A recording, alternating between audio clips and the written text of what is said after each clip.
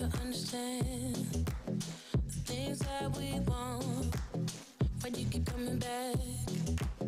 I want love you don't know. So why are you here? Yeah, I should take it back so that you don't know where my heart is at. Don't want you to know my love is lost. Well, there's only one thing left to do. My heart is breaking, wanting you, so I'll say goodbye. Let's put the sun back in the sky. Tired of crying, don't call me back, just say I'll say goodbye. Yeah, don't call me back, just say goodbye. I can change the past, don't wanna complicate things. Maybe if I asked, was any of it real? Was it real?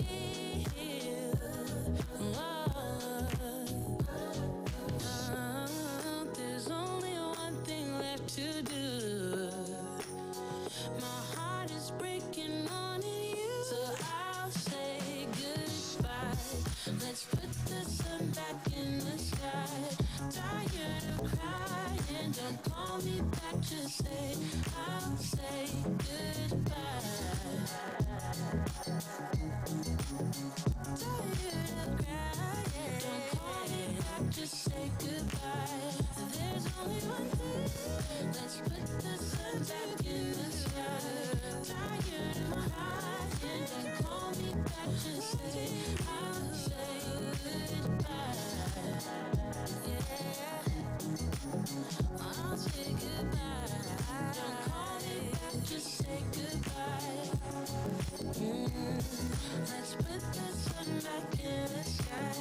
Tired of crying, don't call me back, just say I'll say goodbye. Tired of crying, don't call me back, just say goodbye.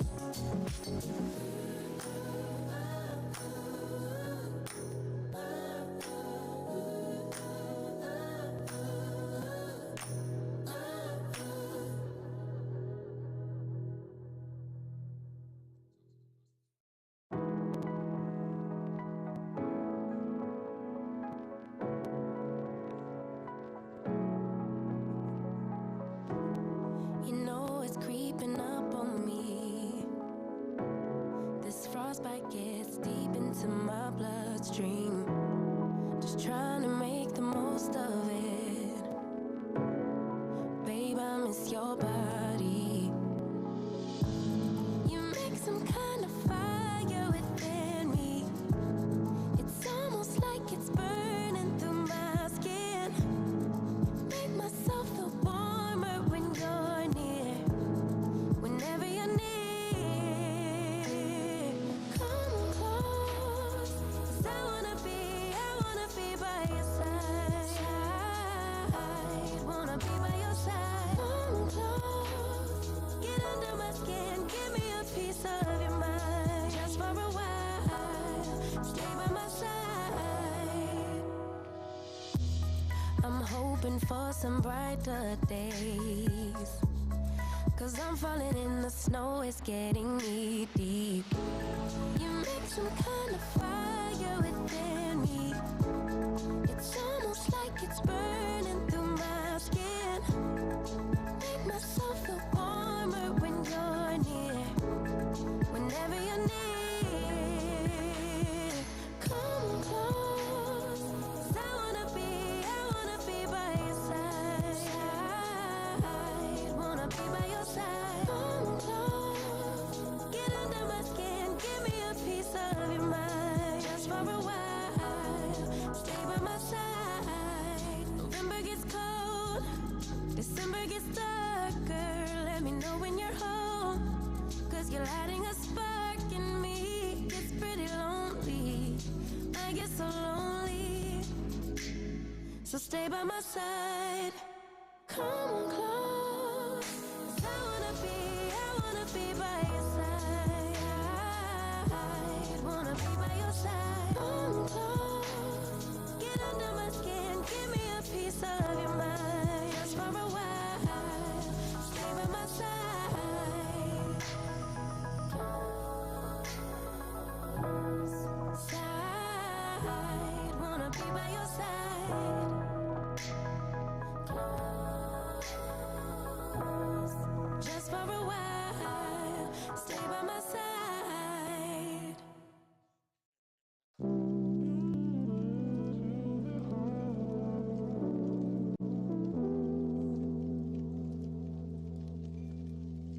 All of those years that passed us by, all of those tears we both have cried. I really miss to seeing you smile. I blame myself, although I tried. Even if I love you, this fight is yours no matter what I do. I wait for the morning light to shine through to keep you warm, although I'm gone. One last glimpse of you before I'm closing the door. Seconds away from breaking, I'm losing this war. Letting you go. I'm waving my white flag, 'cause you will be gone. Oh, spirit, sing, choose wisely, dear, you still got time. Yeah, we're the lucky ones. Living every day like it's our very last. Hear them sing.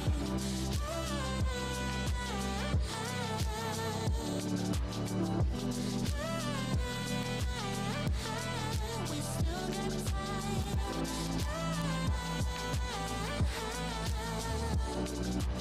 Living every day like it's our very last. We walked through darkness, walked in the sun.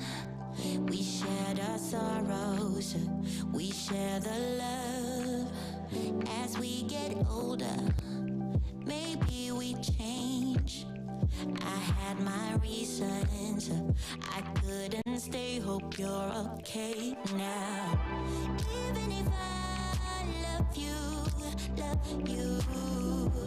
always a fight no matter what I do. I wait for the morning light to shine through to keep you warm, although I'm gone.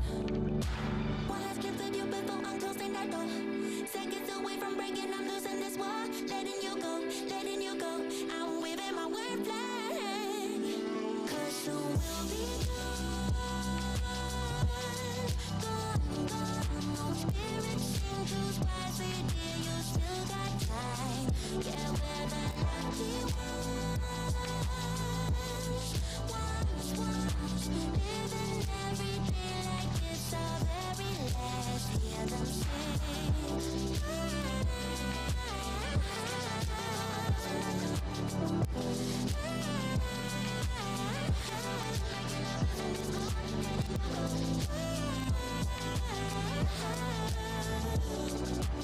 Living every day like it's our very last. Hear them sing.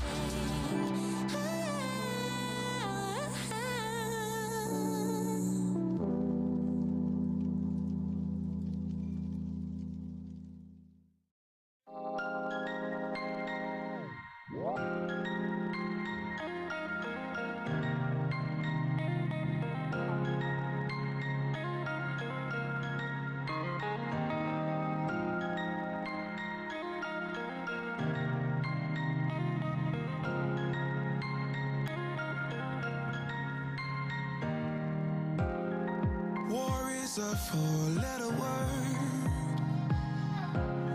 Trust yourself and you get hurt. Tell yourself it's so absurd. Four-letter words, four-letter words. I hate it when you're like this. You never get excited. Did you get struck by lightning? Don't hide it, no. Don't hide it, no. Soulless man, do you feel it? Love hurts more when you're in it, yeah. Gravity at its limit, at its limit. Do you feel it? Like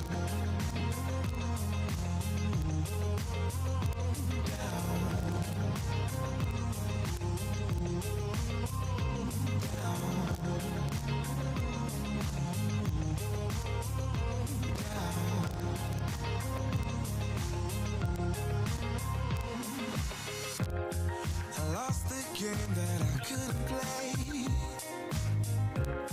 The memory card and got erased. Well, I'm not plugged in anyway, yeah. 'Cause it's a maze every day. I hate it when you're like this. You never get excited. Did you get struck by lightning? Don't hide it, no. Don't hide it, no. Soulless man, do you feel it? Love hurts more when you're in it, yeah. Gravity at its limit, at its limit. Do you feel it? Like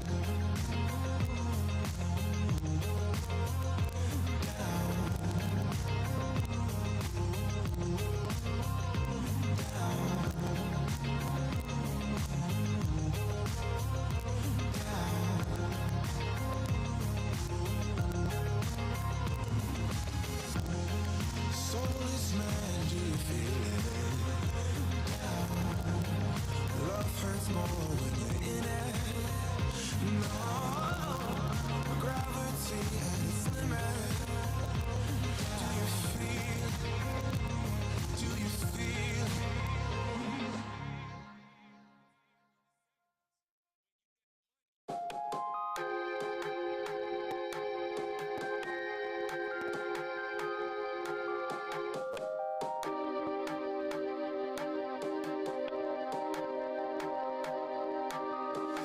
Baby, I see you hanging with your friends, chilling day and night for days on end. Now you can't come see me tonight. Say you ain't got the time. I'm the last one you prioritize. Peeping your IG pictures on my phone. I won't spend another night at home. Okay, I'ma just be on my way. You'll see I'm not the one you take for granted, babe. I know that life can be busy, love, but you make time for the ones you love. It's only right, it's what I deserve. Love, tell me what you done for me, done for me, done for me, done for me lately. Did your mind go on vacation, leaving your affection for me at home? Tell me what you done for me, done for me, done for me, done for me lately. Where's your heart and your attention? Where's the kind of love that I used to know? Baby, so can you take me on a date? The simple things you do to make me stay. Now it's like you don't even try. I used to wonder why, but now I'm left with no more tears to cry. I know that life can be busy, love, but you make time for the ones you love. It's only right, it's what I deserve. Love, All right. tell me what you done for me, done for me, Hot mics. for me, done for me lately. Did your mind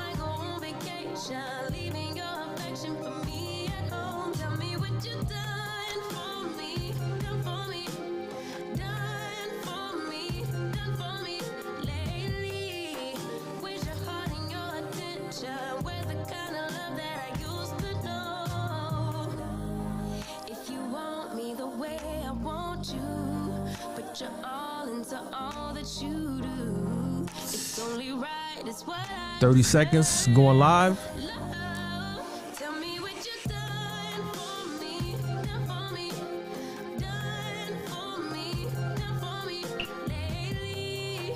Did your mind go on vacation, leaving your affection for me at home? Tell me what you done for me, done for me, done for me, done for me lately.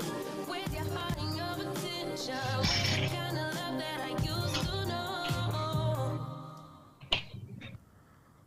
All right, and we are live. Good evening. I'd like to welcome everyone to another edition of AK on Fire. We have a good one for you tonight. Let me put this up. Today, give me 1 second. I gotta mute this. Today, we will be addressing it's an all-male panel for today, and we're going to be addressing the questions from many of the sisters, well, from a few of the sisters who submitted questions out there. So before we begin, I want to introduce members of the panel. To my right is Rico the Plug. Next up, Sweet Jones. Then we have Ray and Sly. Good evening, gentlemen. Hey, baby. All right. So today we had a few. Hold on. We had a few. Well, it was more than a few. Some questions from the panel, and I mean from the female members who have been on the panel and other viewers. And I selected from those questions some of the I thought the best questions. There were a lot of questions that kind of overlapped. And one of the questions I decided to use in the lower third and actually title the show after, because I thought it captured everything. And it was about gender wars and are we too far gone? I know last week we had Ebs, our sister who's on the panel. She had mentioned also that she was really tired of the versus battle. Like, you know, some men and women are tired of the constant back and forth, the endless recriminations. And so when I got that question, it stood out to me. Okay, so are we too far gone? And so I'm going to lead with that question. Give me 1 second, and I'm going to pull this up.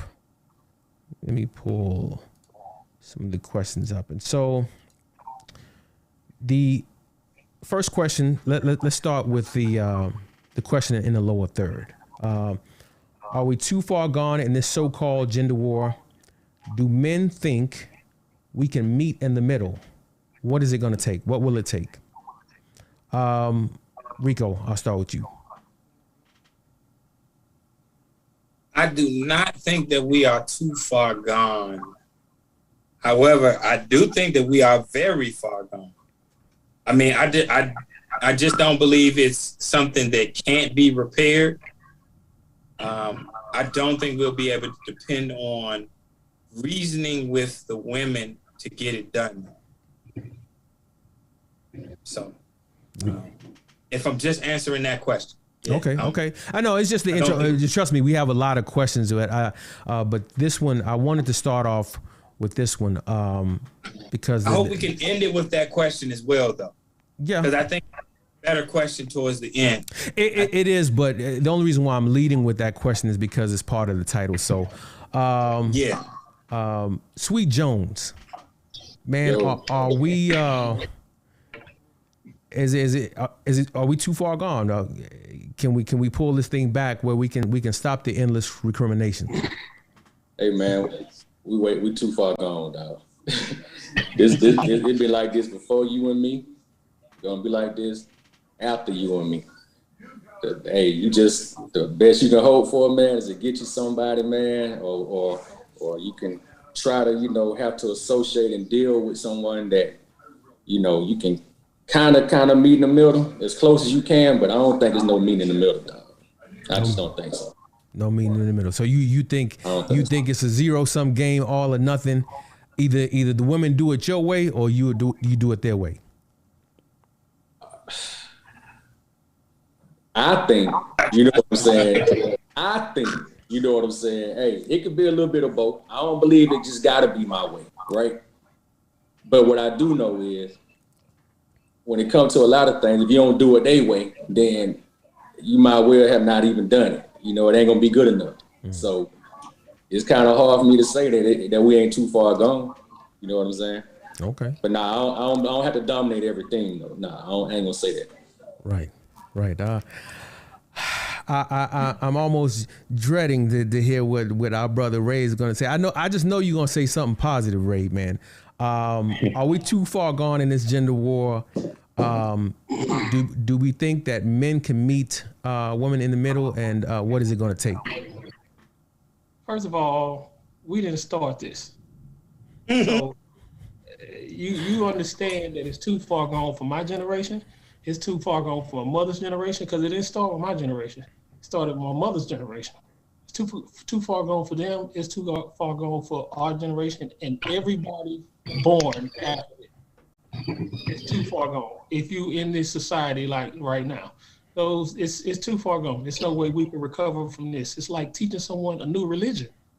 You can't teach somebody out of the religion that they believe in. They were raised on it.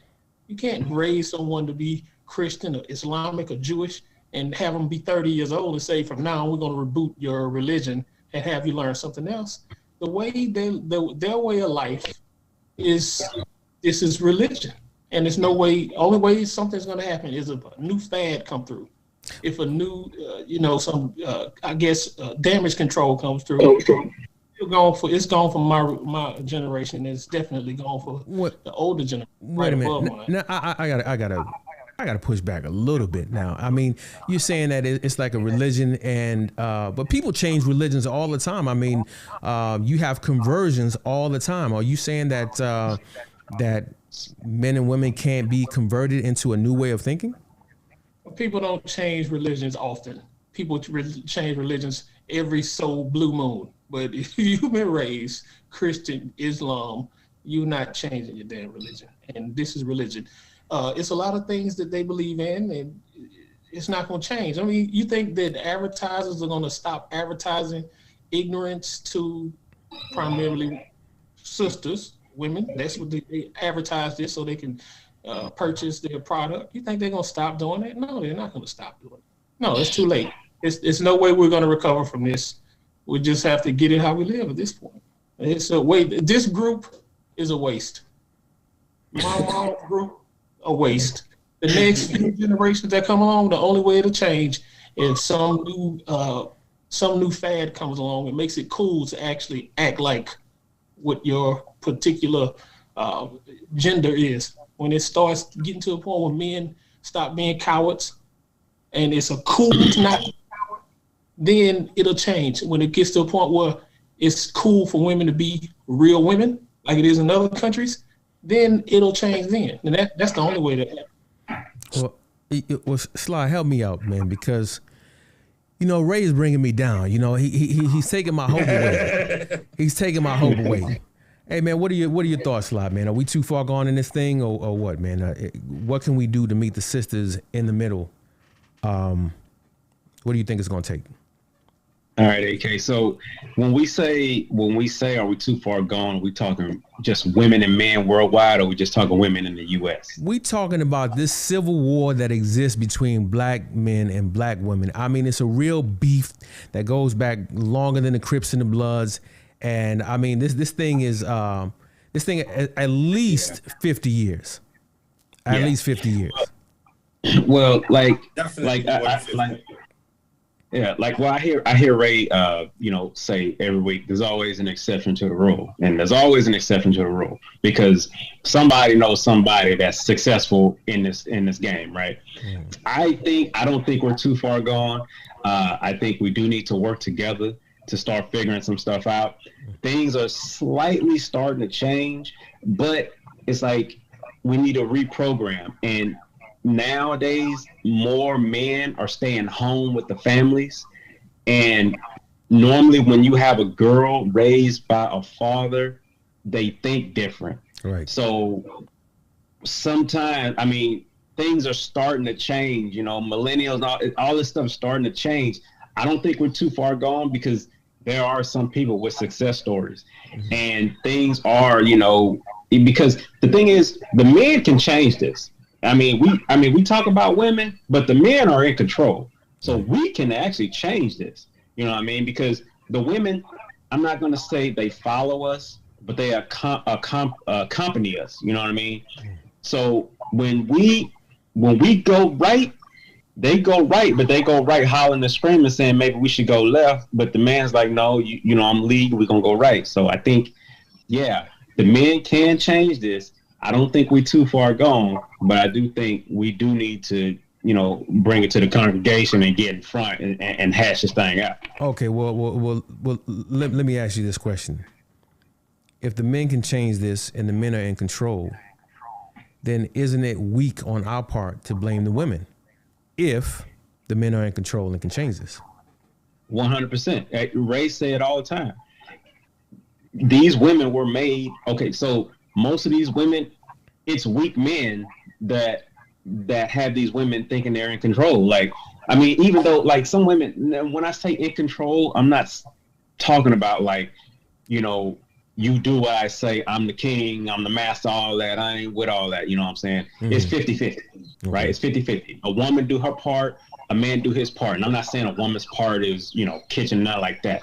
She do her part in the relationship, he does his part in the relationship, and they bring it together. She goes out, brings stuff home for the family, just like he goes out and brings stuff home for the family. And when they come home, that's their sanction of peace, right?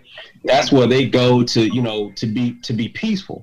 But, you know, you can't have, you know, a man coming home and then he the only one working and she in the house, and then he come home and then she just throw everything in his lap. It ain't gonna work. That's why it's broken. It's not gonna work.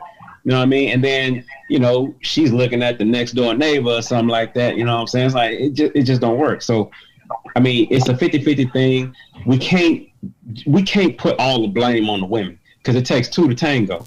So, you know, because there's some of the and like, just like Ray, like Ray said, there's some of the craziest men out there treat they woman like crap, but they be in line. You know what I'm saying? It's like, I don't get it. And then you get the nice guy that the woman run all over, step all on his face, trying to get out the door to the dude next door. That's crazy. You know what I'm saying? So, you know, it's like some of the men, they need to be a little bit stronger. Yeah, you got to be stronger, man. Like, you got to know, I mean, because we were born to lead. You know what I mean? We weren't born to follow, you know? So it's like, hey, man, know your place and know what you got to do. Know when, you know, you basically are the law, you know, because if you slow down the men, there wouldn't be too much crime. You know what I mean? Women wouldn't really do it if the men wasn't doing it. You know what I'm saying? So if you slow the men down and they get better educated, you know what I'm saying? Not saying all of them not educated, but you get some stronger men, the women gonna be strong with the men. They're gonna accompany them men. So then it's really on us, and we shouldn't be throwing a lot of the blame in women's lap. We need to be looking inward. We need to be looking at other brothers, right? So, okay. Well, man, I had something to say about that. Go ahead. So I think that it's not so much that men are blaming women as men are responding to questions. Like if you say, who spilled the milk? She spilled the milk. It's not,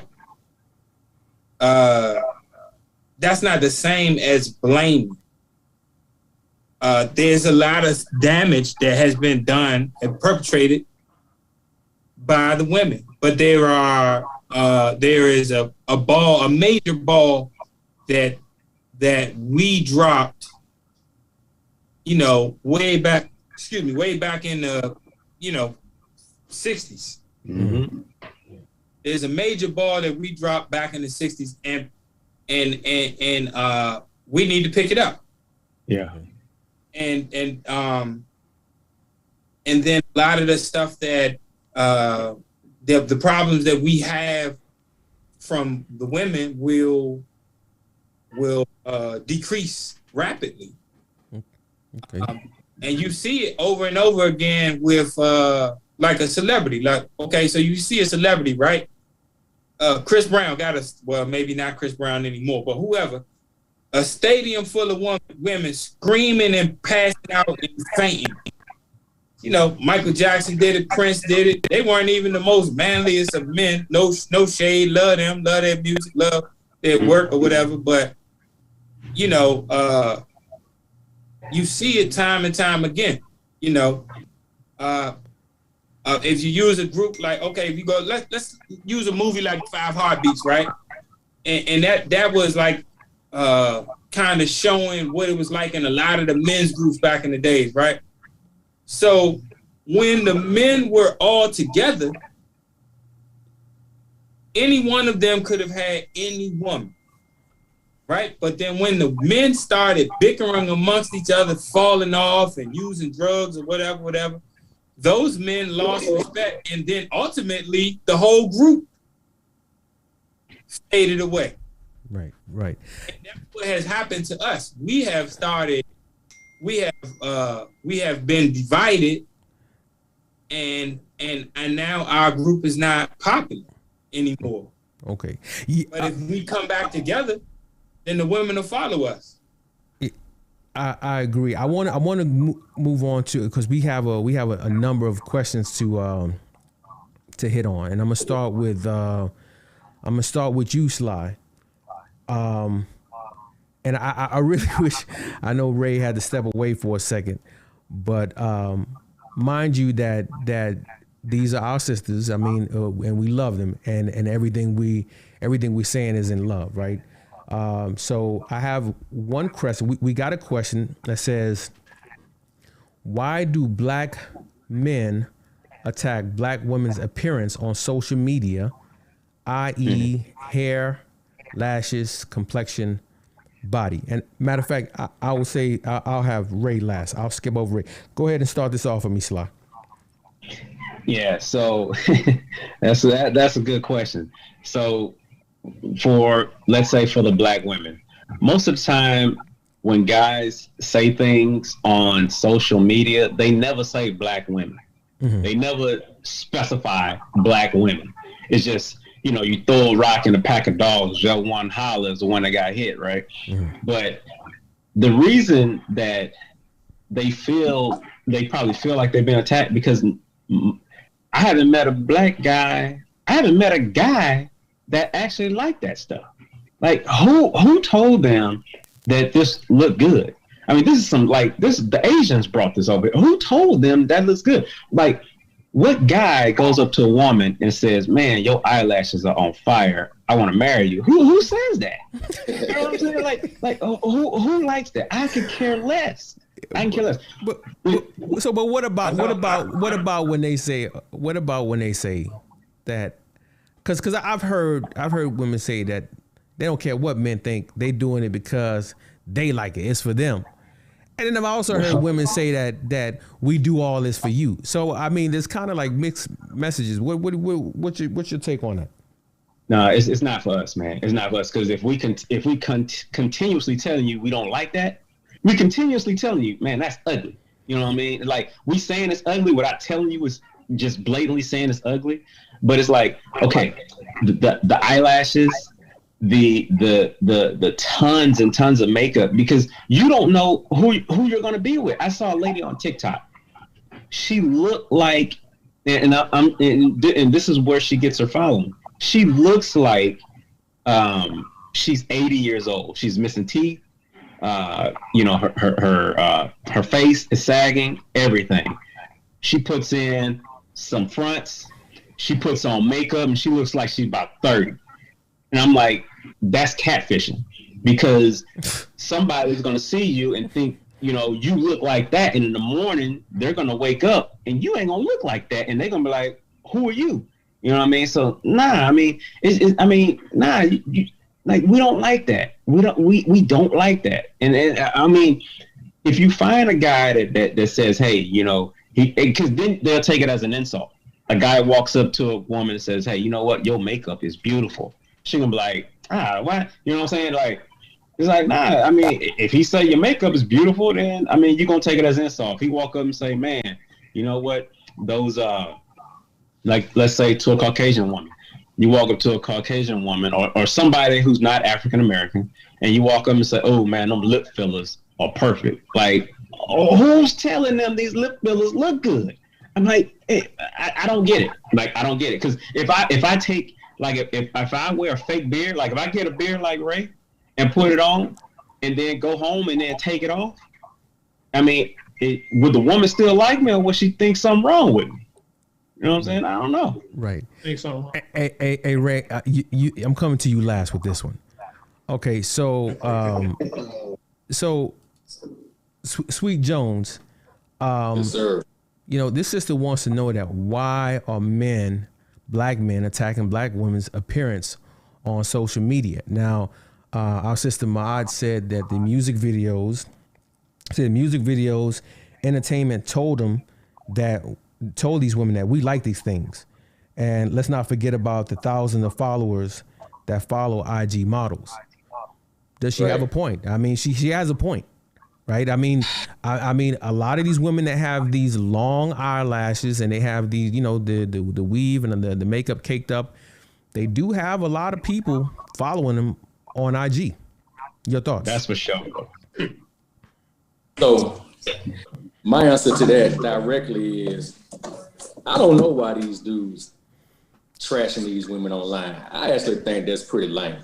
Mm-hmm. You know what I'm saying? Like, you know, when you was a kid, you know what I'm saying? You grew up, you know, talking about whoever, guy, girl, you know, we called it janking back in the day. Girl, look at you, your hair nappy or whatever. But as a grown man, dog, I personally don't think we should be going out there, because some people go out there and seek them out. You know, I'm on Twitter heavy, man. I love Twitter. And I see a lot of that shit. People just go out there and go talking about these women. And now, mind you, some of the shit they do, some of the shit they wear, it's going to be funny. I don't care if you're a sister or a Caucasian, I don't care who you are. I'm going to laugh at some of that shit. And sometimes maybe somebody need to tell you, man, you know what? Come on now. But it don't have to be that person. It should be somebody that's close to them. You know what I'm saying? It don't have to be me on social media going to find the next chick to say, man, what the fuck you got on? What the hell you did to your BBL goddamn trash? Go back and get that shit redone. Like, that don't have to come from me. That don't have to come from us. You know what I'm saying? The women gonna tear each other down enough on their own. No, but they bigging each other up with some of this stuff. They actually wearing it because other women are wearing it. Now, you know, and that kind of goes to what my man just said, you know, the question, he said that the women say they doing it for us. Nah, they doing it for each other. Yeah. These women be trying to impress each other with all this shit. Right. So therefore, the women need to hold each other accountable when they out there bad. But it's going to be some of us that's going to do it. And personally, it ain't for me. You know what I'm saying? But, you know, let it be one of my homegirls or somebody in my family. I might say something, but I ain't finna go seek out a stranger. I ain't finna do that. AK, let me ask you something real quick while we got to stand down. Yeah, real quick, because I got to go to Rico next. Okay, real quick. When women see Aquaman on Instagram in the movies, he don't look like that when he go home. So it's like they like Aquaman. They don't like what he look like when he goes home. So it's like, hey, it's like that's just all show. It's just for a show. Like, people gotta understand what's on TV is made up. You know what I'm saying? But okay. I'm gonna answer that real quick, or pose another question to Rico. But I mean, isn't this all part of the mating dance ritual?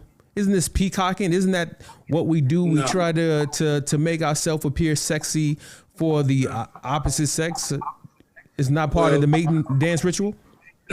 Nah, a peacock show you its true feathers. A peacock conceals its feathers, and then it fans out its true feathers and shows you its true feathers. That's not peacocking. That if a peacock was throwing on a eagle suit, and then like, yeah, I'm an eagle out here, then you could compare it to that. But the peacock is showing you its true feathers, which it generally conceals until it is trying to attract a mate. So it's a different thing. And I do want to address that. I don't think, okay, some men may be out here bashing women who wear makeup or weaves or lashes or get the enhancements or whatever. I don't like when they call it an enhancement because I don't think it's an enhancement. But I don't, they call it that, and so I'm forced to call it that, right? Mm. But if you ask a man, hey, why don't you like me? And they say, well, I'm not into the makeup. I'm not into the long lashes. I'm not into the weave. That's not bashing. If you ask a man, hey, why don't you like me? And he say, hey, I don't really want, I don't want to. Well, you know what? You know what? I don't want a large fry. If you're saying that you don't like the long eyelashes and you don't like the weave, well then you hate black women. Because that's what some women say. Some women some women actually say that when you tell them that means that you don't like black women. Sweet Jones, man, have you heard this before? Well, you know what. Let me bring Ray in because Ray hasn't gotten a chance. You've heard that argument before that if you criticize and you let them know that, hey, we want you to wear your natural hair. We don't want you to wear the long eyelashes and the kitty cat claws. You've heard that argument, right? That you don't like. I hear it all the time. A lot of times, when you make the point that because it's true, they say, why don't you like black women?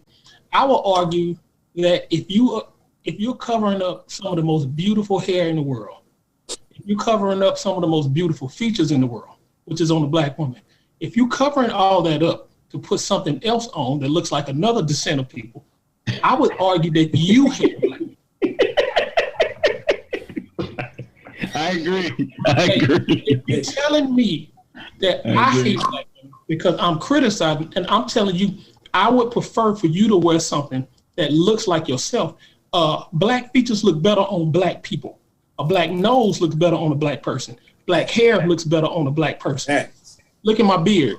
It's black beard. It's a foot long, but it looks like it's 2 inches long. It's black hair. It looks better on a black person. If I take a white girl and I put a black nose on her, she'll look like a bumbling idiot, won't she? She'll look like an idiot if she wore that. That's exactly what black women do. I will argue the exact opposite. You're covering up the most beautiful features in the world because you think that this looks better, or the most common law that I hear, the more common lie that I hear is it's convenient, it's a protective feature. It's easier to take care of it. Those are all lies. You don't cover up something attractive. You don't cover up something that's attractive with something less attractive unless you think that thing that's less attractive is attractive. The reason why you put that on top of your head because you think it's more beautiful than what you grow. You're the one that hate black women. I'm telling you that I like your blackness. So wait a minute. So you're saying that they got this backwards. That it's black men that love black women, and it's black women that don't like black women. Is that what you're saying? That's what men been saying forever. Hold on. Let me say this: weave, lace fronts, sew-ins, them dumb badass eyelashes. That's a form of self-hate. Black women hate themselves, and they dictate that. They say that every chance they get when they say, "Girl, your hair nappy." Nappy is a derogatory term. White people came up with nappy.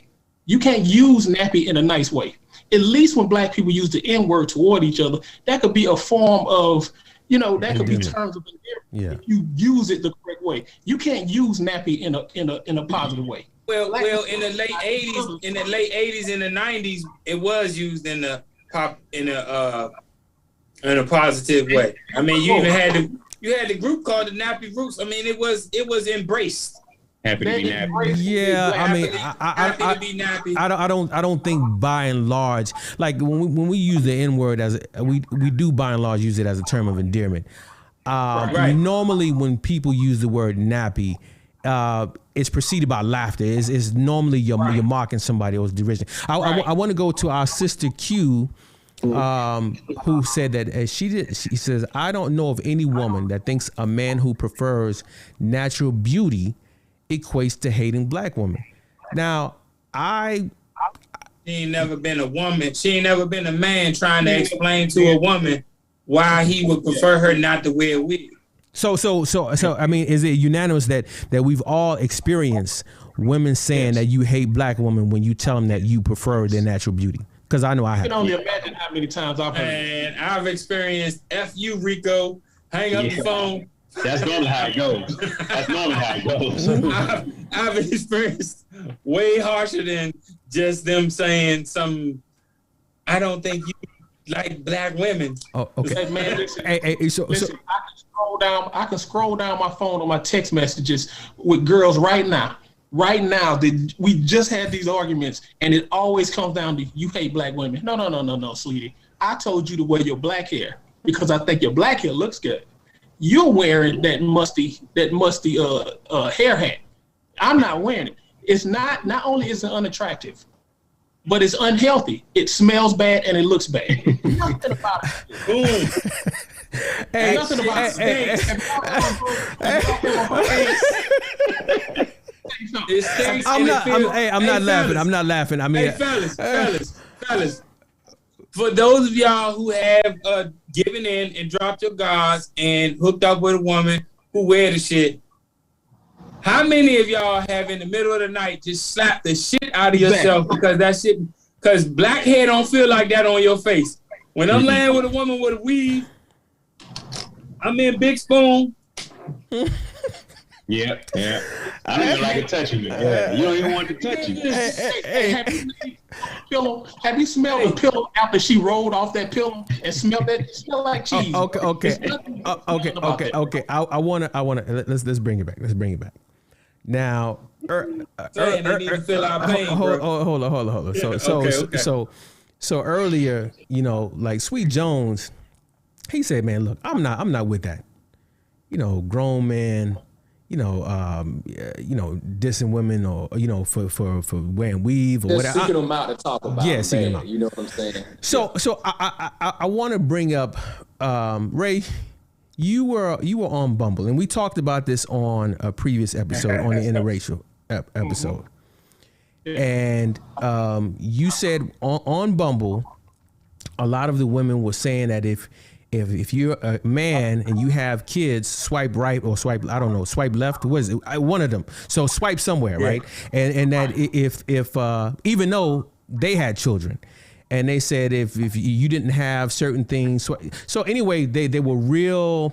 They're pretty adamant with the things that and forceful with the things that they want or things that they didn't find acceptable. And so you then posted something that you didn't find acceptable. I'm going to post it. And then tell us what happened to you when you posted that. Let me put that up real quick. So this is an ad on Bumble that Ray had put up, and he will tell you what happened to him. So I'll read it to you. So it says, if you ask for honesty, then be careful what you ask for from me because you'll get it. Strong, independent woman that don't need a man, please swipe left. And one last thing. Weave, lace fronts, sew-ins, wigs, big dumbass bat eyelashes, swipe left as well. Now, Ray, tell us what happened to you. Tell us what happened to you when you posted that. Hey, first of all, you gotta understand. Just put this into context, hey.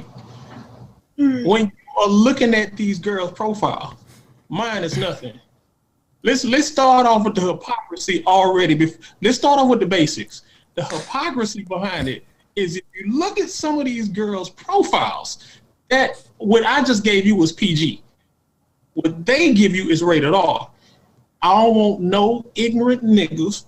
I don't want no ignorant. I don't, got kids, swipe left. I ain't got time for you. If you can't take care of me and pay my bills, swipe left. I don't got time for you. Everything is, I ain't got time for this. If you're going to waste my time and you ain't looking for marriage, you better know what you're looking for. Swipe left. Wait a minute. You want me to get on here with the idea that I want to marry you? I don't even know. This is what you get when you get on here. Now, when I put this on here, it took 5 minutes. I had 30 messages. Because the thing is, on Bumble, the girl has to message you first. You can't say anything to her until she says something to you. Once she messages you, then, so she has to go out of the way to like you first because she thinks she likes something about you. Then she has to comment to you before you can say anything to her at all.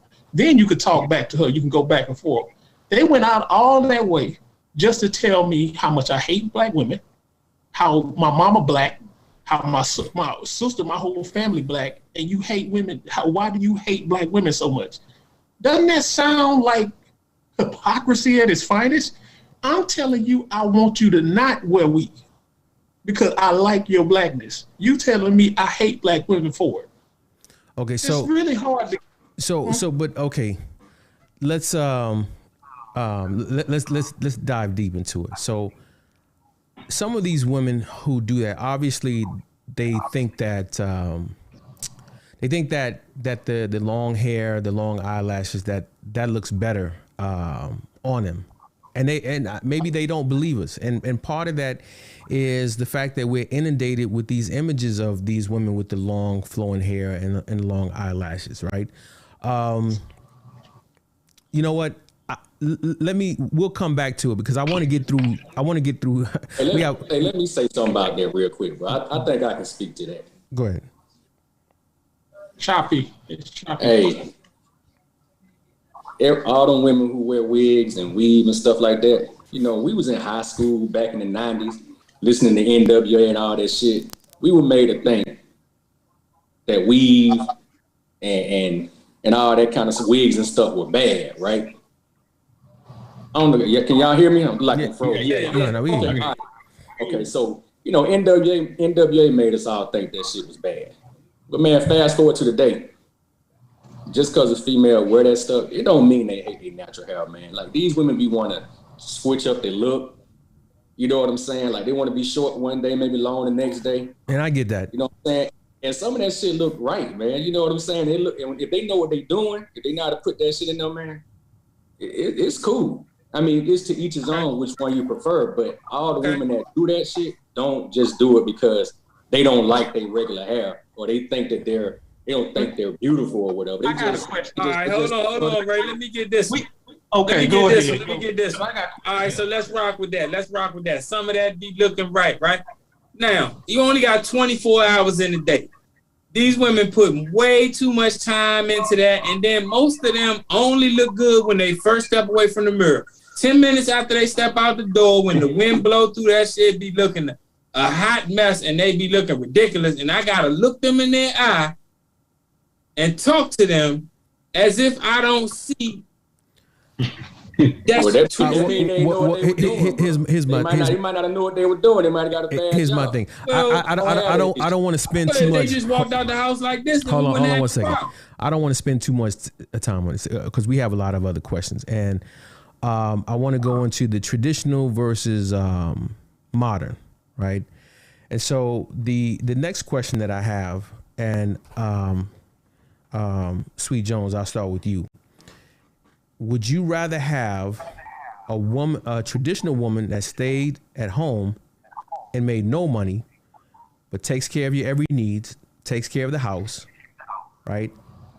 Takes care of the kids, or a modern woman who made $60,000 or more, or $80,000, whatever, but didn't do any of those things?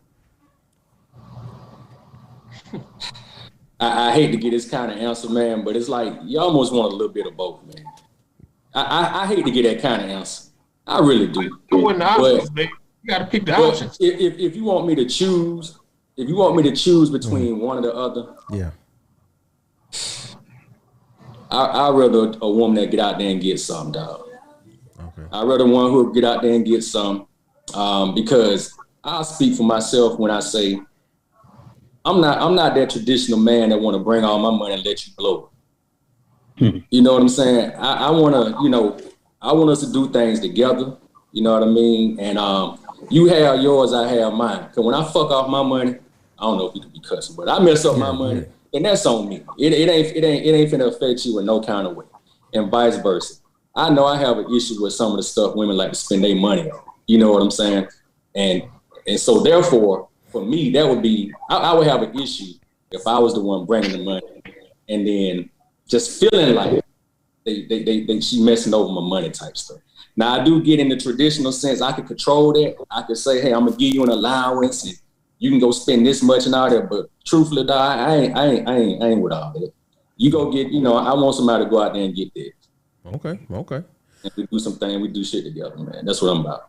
And then so she makes the money. She doesn't do any of those things. So you do it. You clean up. You take care of home. You good with that? Okay. If it's so if she do one of the, we both doing two. Yeah, that was the question. I'm thinking I'm still doing me. I'm thinking I'm still doing me. Yeah. Okay. No, I'm not gonna be at home just taking care of the home per se. No, not you taking care of the home. You working and you come home and take care of. The question was that she doesn't do any of that. Okay, but I didn't understand the question to be that way. I understood the question to be which type of woman would I prefer. I didn't know my role would change based on what I chose in that woman. Right. But somebody gotta do it. Yes, somebody got it. Hey, Rico, what are your thoughts, man? You said what? I say no. You go ahead, swing it. Give it to Rico. Oh, you want? I misunderstood the question then. Okay. So here. You want to finish answering it? But I stand on what I said though. What I said is what I meant. That might have been the question, but that's what I mean though. That's what I like. Okay. I got you. Okay. Rico, traditional woman who she got your back. She gonna homeschool your kids. She's gonna take care of the house, take care of your every needs. But she earns no money. Or do you want the modern woman who makes 60, 70, 80,000 plus 6 figures, but she doesn't do any of those things? What's your preference? Traditional all day, brother. Traditional. Let her take care of that stuff. Let me worry about the big stuff. And I take that option all day long. Bro, come on, man. Like, ain't no way.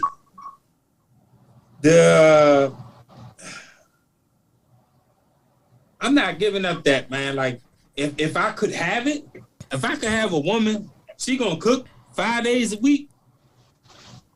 I mean, I take 5. You know what I mean? I take 5. Yeah, we can go out on the weekends then. If she cooking 5 days a week, not no hot dogs and oodles and noodles, but she cooking some good food. She really trying to see me be healthy. She taking care of the house. Man, she ain't gotta do nothing else. Right. She ain't gotta do nothing else. Take care of the house. Keep me happy when I'm home, like, man, I'm good. Traditional woman all day long. The modern woman, 60,000, not so bad. But when it starts getting more than that, it's hard to maintain a relationship with women who make over a certain amount of money. Mm-hmm. The things they want to do are expensive. I seen something today where women said they no longer want to go to like $20, $30 plate restaurants. I don't want to name any restaurants because I don't know if we can. Yeah. They said they want to go to 5-star places. Mm-hmm. They want to go to places that cost a couple $100 a plate. I'm not about to take no random new woman who don't mean nothing to me to know. Well, 5-star restaurant. But let's keep it in context. We're talking about like your woman. But that's the modern woman. Yeah, and that's why what I'm saying, just explaining why you're saying they have random. no value to me. But I'm talking about she's your girl or your wife, but she just happens to either be a modern woman or a traditional woman. I'm not talking about somebody you're just dating. I think we need to revise the question. But she gotta get to be my wife. And if she's a modern woman, she ain't gonna get to be your wife, is what you're saying. Good question. Most likely not. Oh, unless she's a modern woman who still takes care of home. No, you don't get to do that. Remember, I ain't get to do that. Oh, right, okay. Right. Well, you can't tweet that's what I'm saying. So it's not gonna happen. Ray. The other Sweet Jones and Rico the plug having the issues, man. We having thunder, and I thought the lights was about to go off. So, what do you think about this question? Well, I think that modern women and traditional women have two important places in society. Personally, for me, modern women are usually used for sex. And they're very important, I must say. Sly, you making me laugh, man. Yeah, Ray making me laugh, man. I'm going to say that I'm going to have, if those are my options, it's a very clear option. If I'm going to have a committed relationship with a woman and I'm going to allow her to move into my bachelor pad and give up all my women, kind of give up all my women, then I'm definitely going to pick a traditional woman. I need an obedient woman. I don't need a woman arguing all the time. I don't got time for that. I need you to take care of the house, take care of me. If those are my two options, I'm picking, if we talk about for a relationship, marriage, commitment, long-term type stuff, easily it's going to be a traditional woman because I've had a lot of modern women, but they're generally used for sex. Mm-hmm. All I got for you. Sex is good with them. No. Hey, Sly, man, your thoughts? All right, man. I'm gonna break it down my way. So modern and traditional woman. So that question's kind of loaded, right? That's why Sweet Jones and Rico the plug having a hard time with it because I'm kind of grappling with it too. But look, that's a real hard job. Taking care of the house is a very hard job, especially if you got kids. And a traditional woman that stays home and takes care of the home, that's $150,000 a year job, right? That's a lot of work. I have a newfound respect for women due to the coronavirus, staying home with the kids and doing day-to-day activities when my woman is basically a modern woman, but she also takes care of the home as well. But I do as much as I can. I try to do 50-50. Men normally, how it normally works is the women take care of all the little things and the men take care of the big things. So if a woman is, let's say, if we're going to do an analogy, let's say a woman she has a car and she's having problems at a car dealership for them to fix the car and it's under warranty. And she keeps calling them. They just keep giving her the runaround because they know she don't know nothing about the car. Now she's on like her 8th attempt and the man comes in like, well, what's wrong? Well, I keep calling them and they just won't do anything. Okay, now it's time for the man to step in and be a man and be like, no, don't worry, baby, I got it. I'm gonna go up here. And that's when he steps in when it's too much for her to handle. But we got to give these women some credit. Taking care of a home is not easy at all. If you reverse the roles, because a lot of times men take this as a double standard. If you reverse them roles, because I did it, if you reverse them roles and you take care of the house and she goes out to work, by the time she come home, you're going to be pulling your hair out. You're going to be like, she going to be like, where's the food? You're going to be like, I don't want to hear nothing about no food. You ain't bring nothing home? Like, because then because men we don't process that like that. So, you know what I'm saying? We get upset real quick, and then the kids will be on our nerves. You know what I'm saying? Go ahead, Rico. I see you. I got questions for you, too. I want to know, if that's the case, then why are none of these modern women offering men that deal? Because what you talked about was the coronavirus, and you talked about a working woman trying to manage the house and teach the kid all of that. We talking about a modern woman versus a traditional woman. If taking care of the house and raising the kids was so hard, and these women are so educated and making such good money, how come none of them are offering men that deal? Hey, bro, stay at home, take care of the kid. I take that deal. I make vacuum every day. Let me answer that. Every day. Let me answer that. Because first of all, men ain't gonna do that. That's number one. I do it. Nah, I would do it. And maybe for 2 weeks, I will sweep the front steps every day. Hey, I guarantee you. You'll lose. 6 months with kids, you're gonna be looking for a change. Bro, you'll lose. You'll lose. Men don't have the men, problems disciplining children that women do. No. Most men ain't finna stay at home with no kids. They don't like it because men don't, like I said, men don't process it like that. Men don't want to do the small things. Men don't want to do that. You know what I'm saying? The men you referring to still have to deal with real world problems. They still got to deal with the big issues. They still going to work, getting yelled at by the boss. They breaking their back. They got their back hurt, their feet hurt. I'm saying, but men are offering women the deal. You can sit at home. You ain't got to go to work and hurt your back and stand on your feet for 8-12 hours. She's gonna hurt her back at home. You can't discredit what they do at home. You can't do that because I'm not discrediting it. I'm not discrediting it. I'm telling you, I value that over anything. So if a woman give me that, she ain't got to do nothing else. But what I'm saying is, if it's so hard and these women are doing so good, then why are they not making the offer? If men gonna turn it down, let them turn it down. I don't know nobody that got that offer.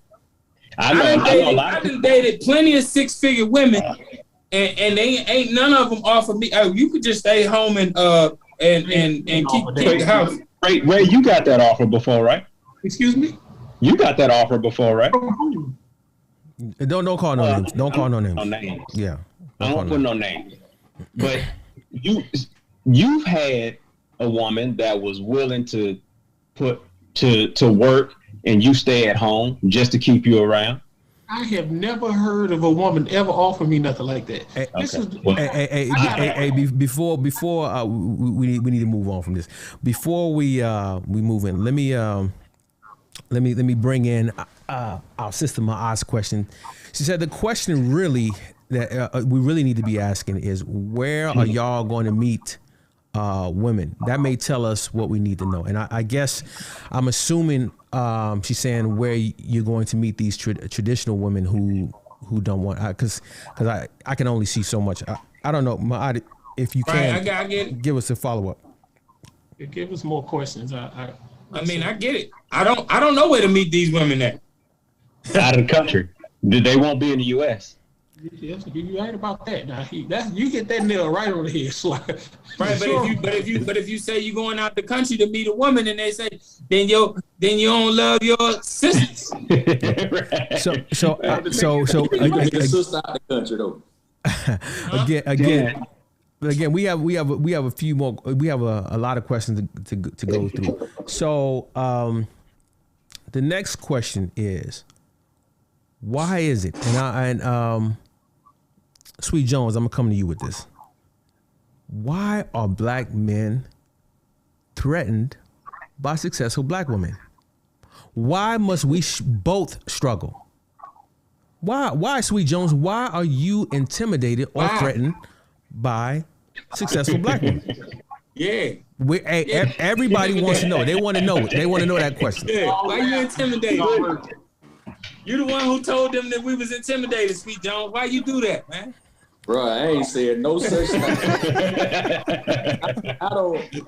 I mean, I suppose it's a thing, but at the same time, bro, I don't really understand it, man. Like, why do they think because they're successful that if we don't, I guess, see things the way that they see them, or if we don't approach them when they want to be approached, or whatever it is that they're pouring into this whole scenario, you know what? I think that's a question for a woman, dog.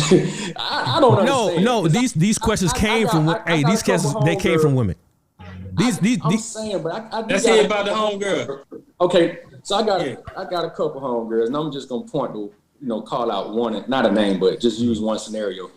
She's highly educated and makes nice money, is attractive, and just an overall cool chick.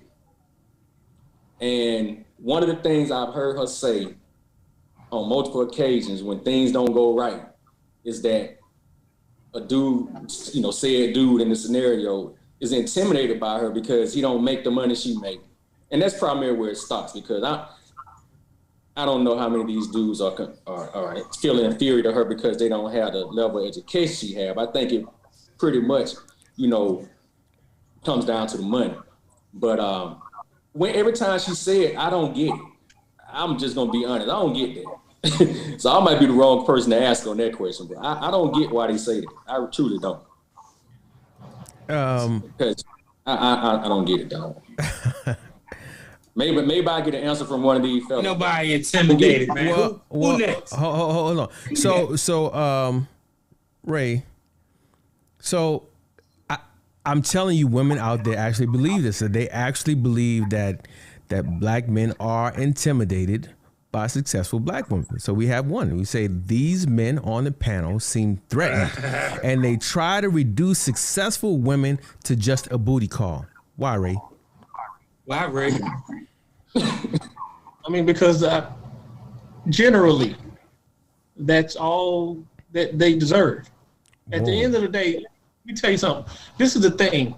At the end of the day, when you take the sex portion out of it, right? Those women really only offer headaches. It's unattractive to men for a long term. Now, of course, when your balls swell up and you get ready to get some, you'll deal with anything for a short period of time. Well, let's not make it too graphic. Let's not make it too graphic. Hey, listen. One in an answer. Yeah. Go ahead. Anything is good for that time, and I think that's where they get the wrong idea about it. When you got that attitude, men will do anything when they want it. But as far as long term is concerned, nobody wants to deal with that headache. That's a headache. Because when you think about all the things that we have to deal with women in a relationship, the headaches are very long. They have less headaches in relationships than we have to deal with. So if we don't have this many headaches, why deal with a woman who's going to give you even more than a regular woman will give you? Why would you want to deal with that when you can just be alone? I can be alone and do whatever I want, save my money, have plenty of toilet paper still in the house, and I won't have to deal with your problems. But if I deal with you, not only am I not going to get a traditional woman, but now I get headaches attached to addition with dealing with your headaches. I have extra headaches associated with being in a relationship with you. Why would I do that? And I can stay in my house. I don't even have to make a lot of money to survive if I don't have a girlfriend, if I don't have a wife.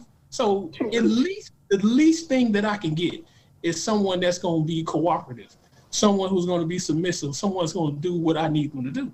I need an obedient woman. It made so listen. So we had a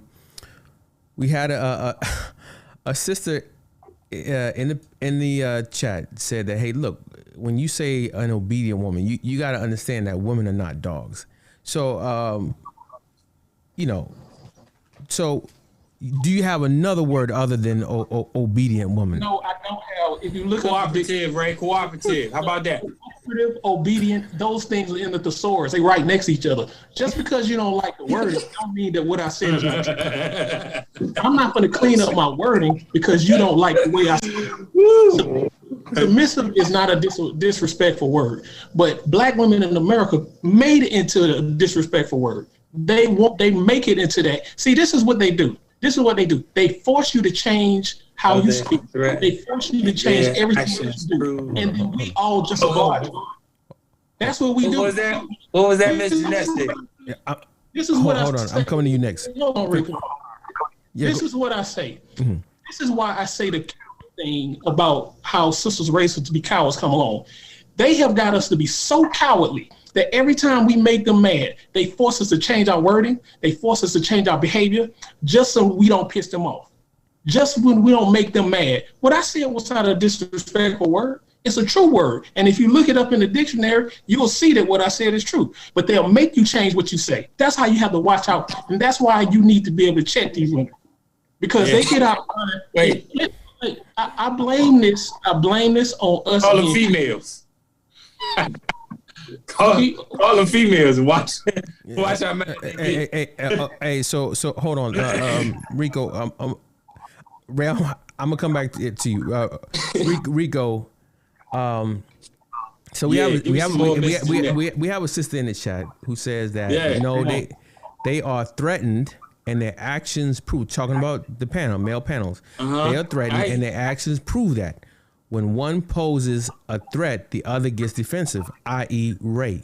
So, Ray, I'm gonna come back. I'm gonna come back to you on this one. Jeanette. So, Jeanette. Nobody's threatened. So, are you not threatened? Nobody's threatened.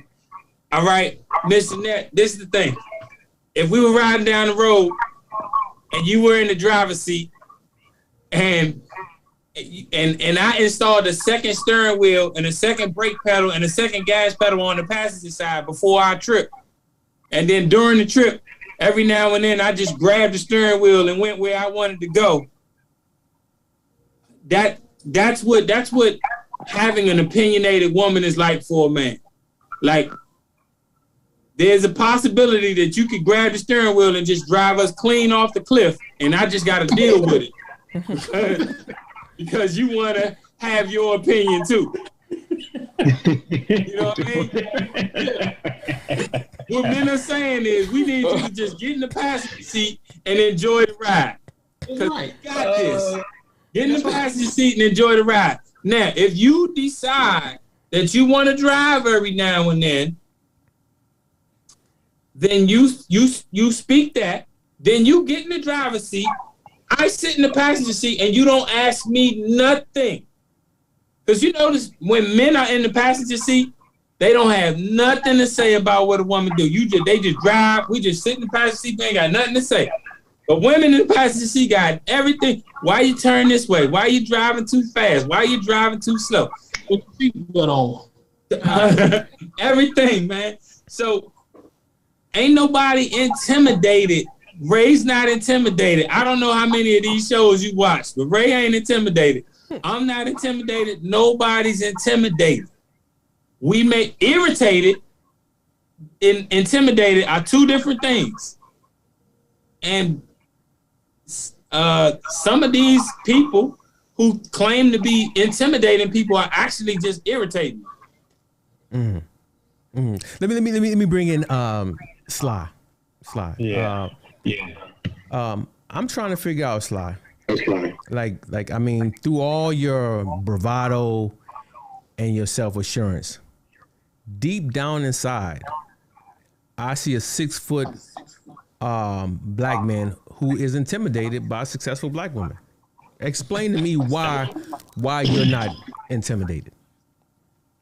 So first off, why would I be intimidated? I mean, a woman is a woman. I love women.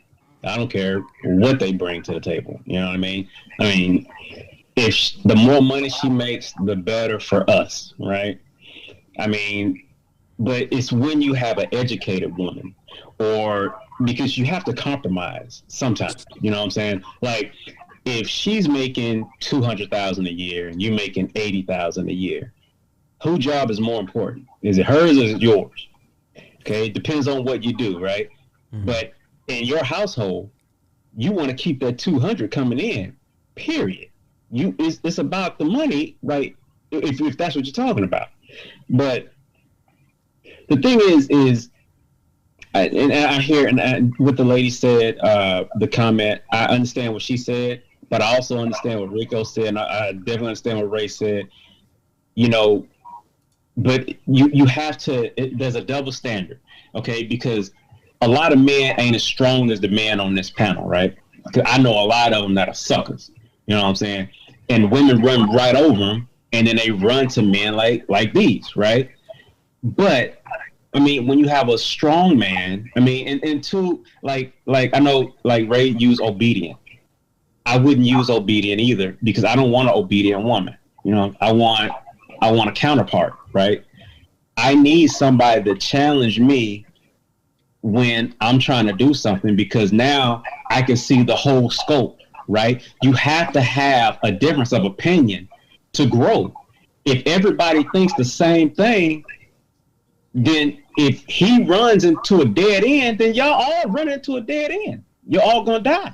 So it's like, nah, you have to have, and women are supposed to do that. Now, the way that they do it sometimes is not the correct way, but like they have to change their words too sometimes. Men are sensitive too. Men are more sensitive than women. Who hurt you? What's that? Who hurt you like that? Like that's one of the statements they need to change. But go ahead. Yeah, I mean, yeah, you know, it's like the thing is, you know, a lot of men are way more sensitive than women, because a woman can be with a man, and a man can be like, man, that woman on TV is, man, she's pretty. But if a woman say with a man, she's like, man, like let's say she's looking at The Rock or something on TV, and she's like, man, he's sexy. A man would be mad for 6 weeks. I mean, he would be on her ass for 6 weeks. Like, you think The Rock, you know, then he gonna try to, you know, he probably gonna try to get like that, but it ain't gonna happen. But it's like, I mean, I don't want it to seem like because I don't want it to seem like, because we're not bashing the women. Every man on this panel love women. Every last one of us, right? Everybody love women. But there's truth into what everybody's saying. They just saying it in their own way. And it's like like Rico said, that's funny how Rico say, if I'm driving and you just grab the wheel and go wherever you want to go, yeah, that's a problem, because sometimes some women do that. They'll just grab the wheel. They don't care who they hurt or what happens. They'll just grab the wheel and take it to a right. Now you gotta fix it.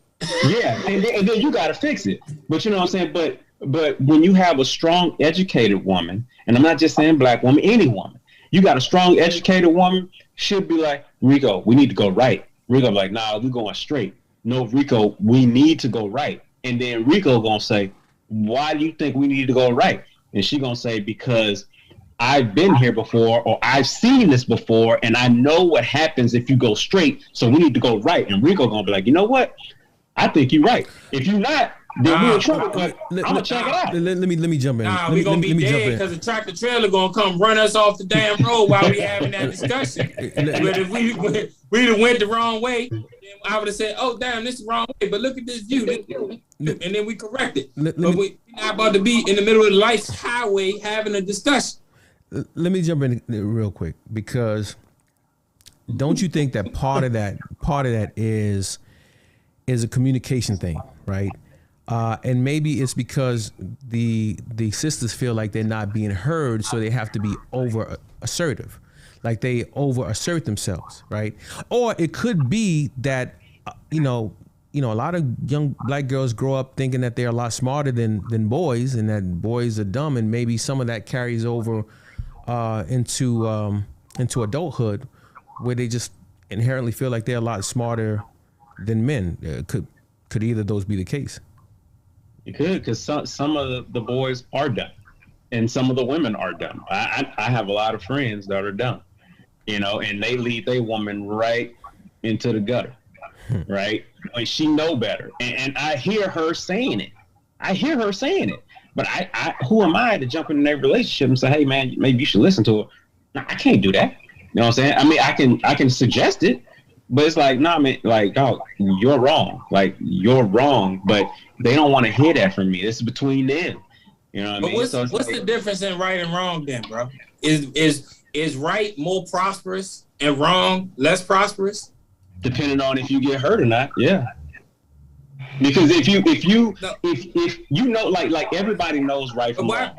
What hurt and prosper? I'm talking about, like, society kind of seems to judge right and wrong by the level of prosperity.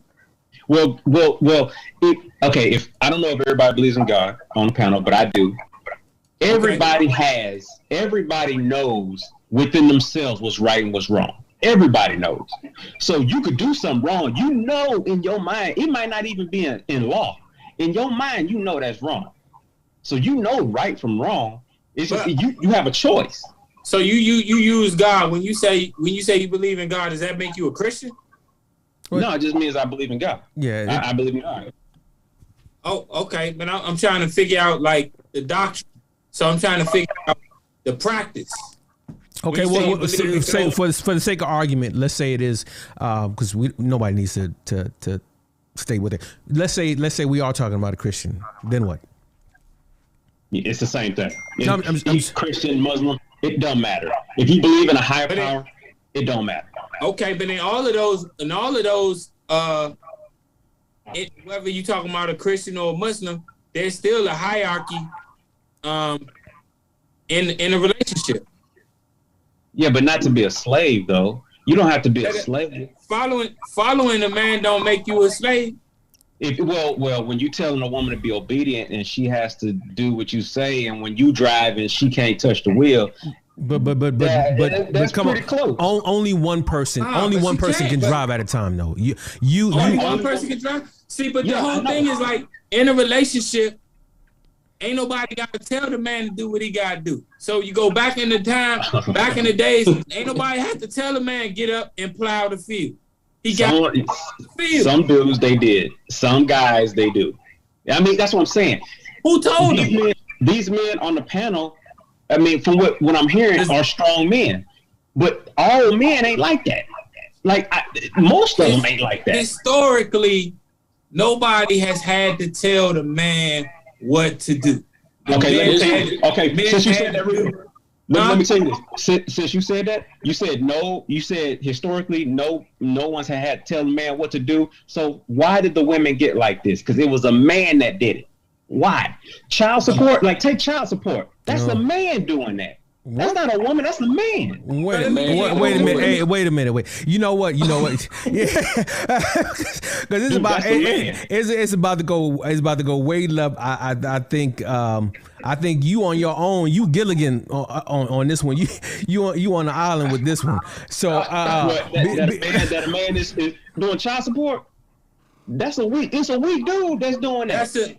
Listen, every group of people is a group of soldiers. Whether you got like blacks, whites, Asians, every group of people is a group of soldiers. Now, there was another group of soldiers that were not black that introduced the strategy to disrupt our household.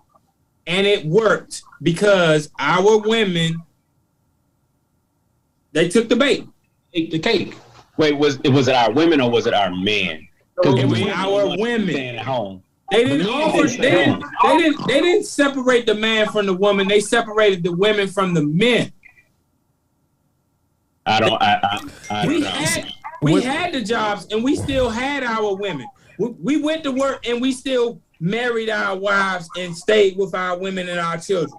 But when the women got the jobs, when the women got the checks, when the women got child support and alimony, because before the 1900s, if a woman left her man, the man had the house and the kids. The woman had to go. Yeah, but see, that don't make sense. It don't make sense? That don't make sense. That's the whole reason. Like when you marry a woman, you give her your name. Those were, in those times, the children were the man's children. That's what I'm saying. It's a double standard. It's a double standard. See, that's what I'm saying. Men think that if you flip the roles, ain't none of us finna do that. Ain't none of us finna do that. No man is going to want to do that. None of that. Bro, men did that for hundreds of years. That woman didn't get that house until that man died. They actually still do it in places like Africa and the Middle East. If you get divorced, the kids belong to the man. Man died. Most of the world does that, Sly. Right. I know that. But women don't have rights in most of the world, but the U.S. It's a reason for that. The reason is because those places the wives stay. They have to. Okay. No, they don't. They don't. They have the easy out. You can leave. Ain't no. They leave here woman. Because when they leave you, Sly, they get your kids and your house and half of your check and half of your Social Security And if you was in the just military, they get half of all of that. All right, it's been a good segment. Let's move on. Along those lines, when we're talking about leadership, right? With men, I have one question. It says, in a society in which we do not dominate, what does black male leadership look like in our communities? Rico, I'm starting with you. What does black leadership? Black what male. What does it look like, or what should it look like? Well, it's a hypothetical, so it's whether you say would or should. What should it look like? Oh, because I was going to say there's no black leadership in our in our society. Non-existent. If you try to step up, you're going to get bashed. Just like I'm sure I'm going to get bashed after this show. I'm probably getting bashed right now in the comments by everybody, my cousins and everybody. I'm sure they all bashing me now because we are not allowed to step up. What should it look like? Yeah. What it should look like is that we as men need to come together, do stuff like what we're doing here, and we need to do things that are in the best interest of us, men. Because when we do that and women look upon us and see us completing these things successfully, they will then follow. And it will be advantageous for them to follow. Let's not just make it like they some poor helpless animals waiting for us to drop a chicken bone or nothing like that. They will follow because it'll actually be advantageous for them to follow us. But we are divided and we aren't moving and building together. So once we start building together, they'll follow. Sweet Jones, we don't run anything in this society, really. I mean, what should black male leadership look like? Well, I don't have a deep, long, drawn out answer for this, but I'll just say within our households, right, and with our family. I think we should set the tone. You know what I mean? We should lead by example. You know what I'm saying? The whole provide and protect thing, I guess that goes without being said. You know what I'm saying? But when it comes to trying to lead another human being, we gotta try to understand the people that we're trying to lead. Let's start there. And I know it's hard to sometimes understand the opposite sex, right? But even with your children, man, you got to understand them too. You know what I'm saying? And you just got to. There's no cookie cutter answer to this, but I definitely think that you have to, you got to set the tone. We got to get the people up under our, wing, so to speak, or in our home. We got to get them room to grow. You know what I'm saying? We can also learn from them, whether it be the opposite sex, whether it be, you can learn something from a child. You know what I'm saying? Like we can't just can't just shut up and dribble everybody in the house, and we don't the one that's talking and doing. You know what I'm saying? Now it's gonna be a time when we want them to shut the hell up. That's the opposite sex. That's your wife, your girlfriend, them the kids. You know what I'm saying? But believe it or not, it's gonna come a time when we need to shut the hell up too, because we can make shit worse on ourselves if we don't shut up sometime. You know what I'm saying? So we gotta have some self-control also while we're trying to, set the tone within our household. So that's what I'm gonna go with on that, bro. Okay. I don't think there's no cookie cutter answer, but that's where I'm gonna go with it. Ray, our dear sister said, Ebony said, a good leader is inclusive. I just heard that men need to do what is in the best interest of men. Yeah. How does that help the women and children? So men doing what's in the best interest of men, how does that extend to the family? Your thoughts? I don't know what she just heard that men do. No. Rico said she responded she responded to what Rico said, and he said that men need to do what's best for men. And I believe you've said that in the past before, that men need to do what's best for men and lead. So, but what she's asking is if men are doing what's best for men, how does that translate to the rest of the family? Well, it translates pretty bad. But hey, first of all, it sounds terrible from the outside looking in when you stand back real far. But men didn't get to the point where we just like, you know what, F it. We didn't get to this point until we were beat over the head for decades and decades and decades. It did get to a point where men said, okay, is that what you want? Then that's what we're going to do. But you understand that in the 60s and before, black men and black women stayed together. From there on back, black men and black women stayed together. We didn't want to leave our women. You know how hard it took? You know how many decades it took y'all beating us over the head before we decided we're going to just say, we're going to MGTOW it? I don't know if anybody knows what MGTOW means, but it's an acronym that stands for men going their own way. And this came after decades and decades of this brutal abuse by our sisters. So it sounds bad to suggest that we're going to do what we have to do for ourselves, but what other option do you have? It's only of recent, the last couple of decades, when African-American men started leaving black women and starting to go and date other races and stuff like that. How do you think that happened? We don't think they're more attractive than you are. It's a reason for this. So, I mean, yes, it will leave a lot of sisters with the kids alone, but in the 60s, y'all opted to take the war on welfare over us, and it started this ball rolling downhill. Y'all ate the cake, and now and now we're sick and tired, and these platforms are coming up now. Now we're starting to say, okay, we're sick of this. We're gonna let y'all do what y'all say. These are the fruits of you all's labor. You asked for this, and this is the equality that you asked for, and you're getting exactly what you asked for. So, I mean, to answer your question, it does leave the kids, and it does leave the mothers high and dry. I don't think that's what she was saying. I think she was looking at it as, okay, if the men are doing what's best for men, how does that translate over to the women and children? And it's simple. To Ebs, if you're still out there, you can just chat and make sure I'm capturing your point correctly. I would say, let me bring in Sly, and then I'll give my 2 cents. Sly, our sister Jeanette said, a leader inspires, creates visions, communicates, is dependable, responsible, open-minded, and flexible.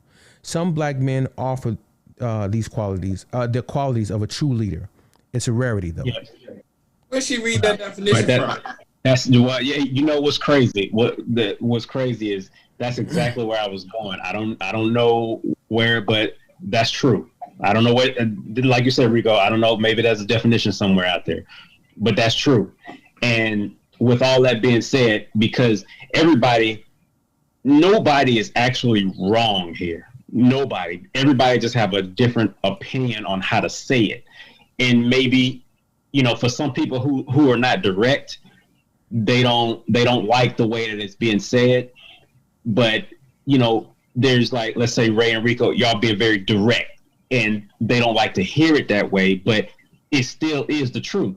But as she said, that is true, and that's what I was going to say. But also for the men, and we have to really understand this, you have to allow for mistakes. I mean, it's like we're human too. We make mistakes every day, and we learn from them. And we got it. It's crazy because a lot of times I hear, or what I'm hearing, it's like a woman is not second class. She's not second class. She's first with you. You know what I mean? It's like you have one, you have two, and you come together and you make a big one. So it's like when you have that, it completes you. You know what I mean?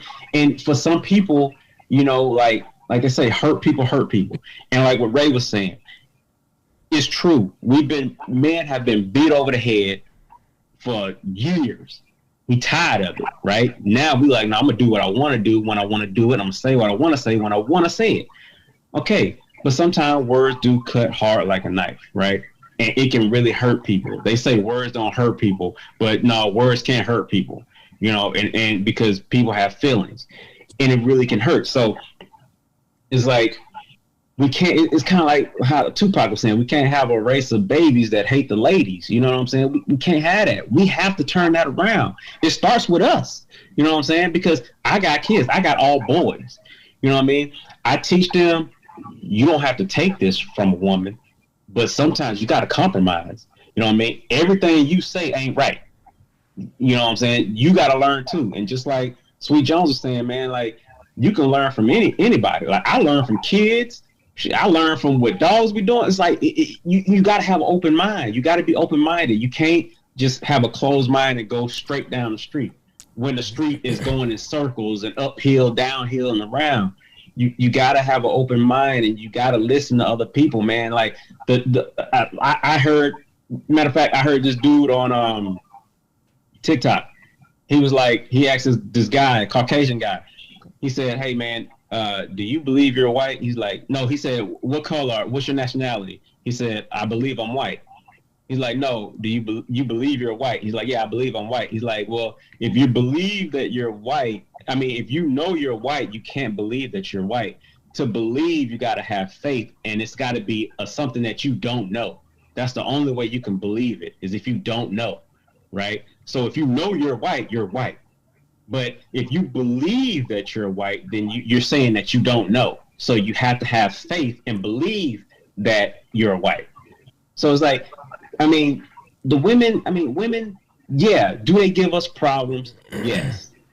A lot of them, right? And there's all, like Ray say all the time, there's always an exception to the rule. There's always an exception, because it's not everybody, it's not 100%.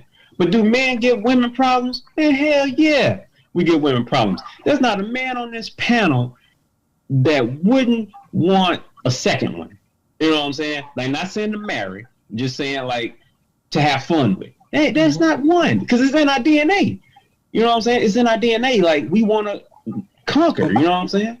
But that's just what it is, man. And I think, because I don't want the women that's listening, I don't want them to think this is a bashing woman session. That's not what it is. You know what I'm saying? That's why I keep reiterating that every man on this panel loves women. We just want to change it a little bit. Just kind of let's make the 360 come back around. Let's bring this thing and make it better than making it worse.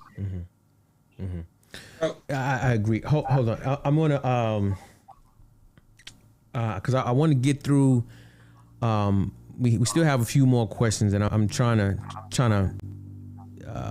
get it before time's up, because I want to address a comment that was left on one of the YouTube videos on hypergamy. So I want to get through a few of these questions. I may have to cut a couple of them out in the interest of time.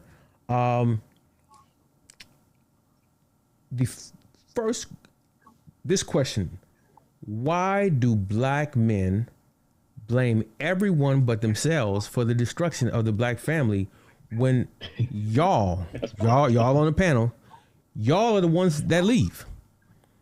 Ray, I'm gonna start with you.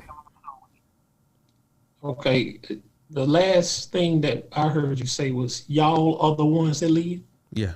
Is that the last? Big child, Ray. You just said that the actual fact, how they feel, because that's not the actual fact. They the ones that leave. If you look at the numbers on it, women leave the men. Yeah.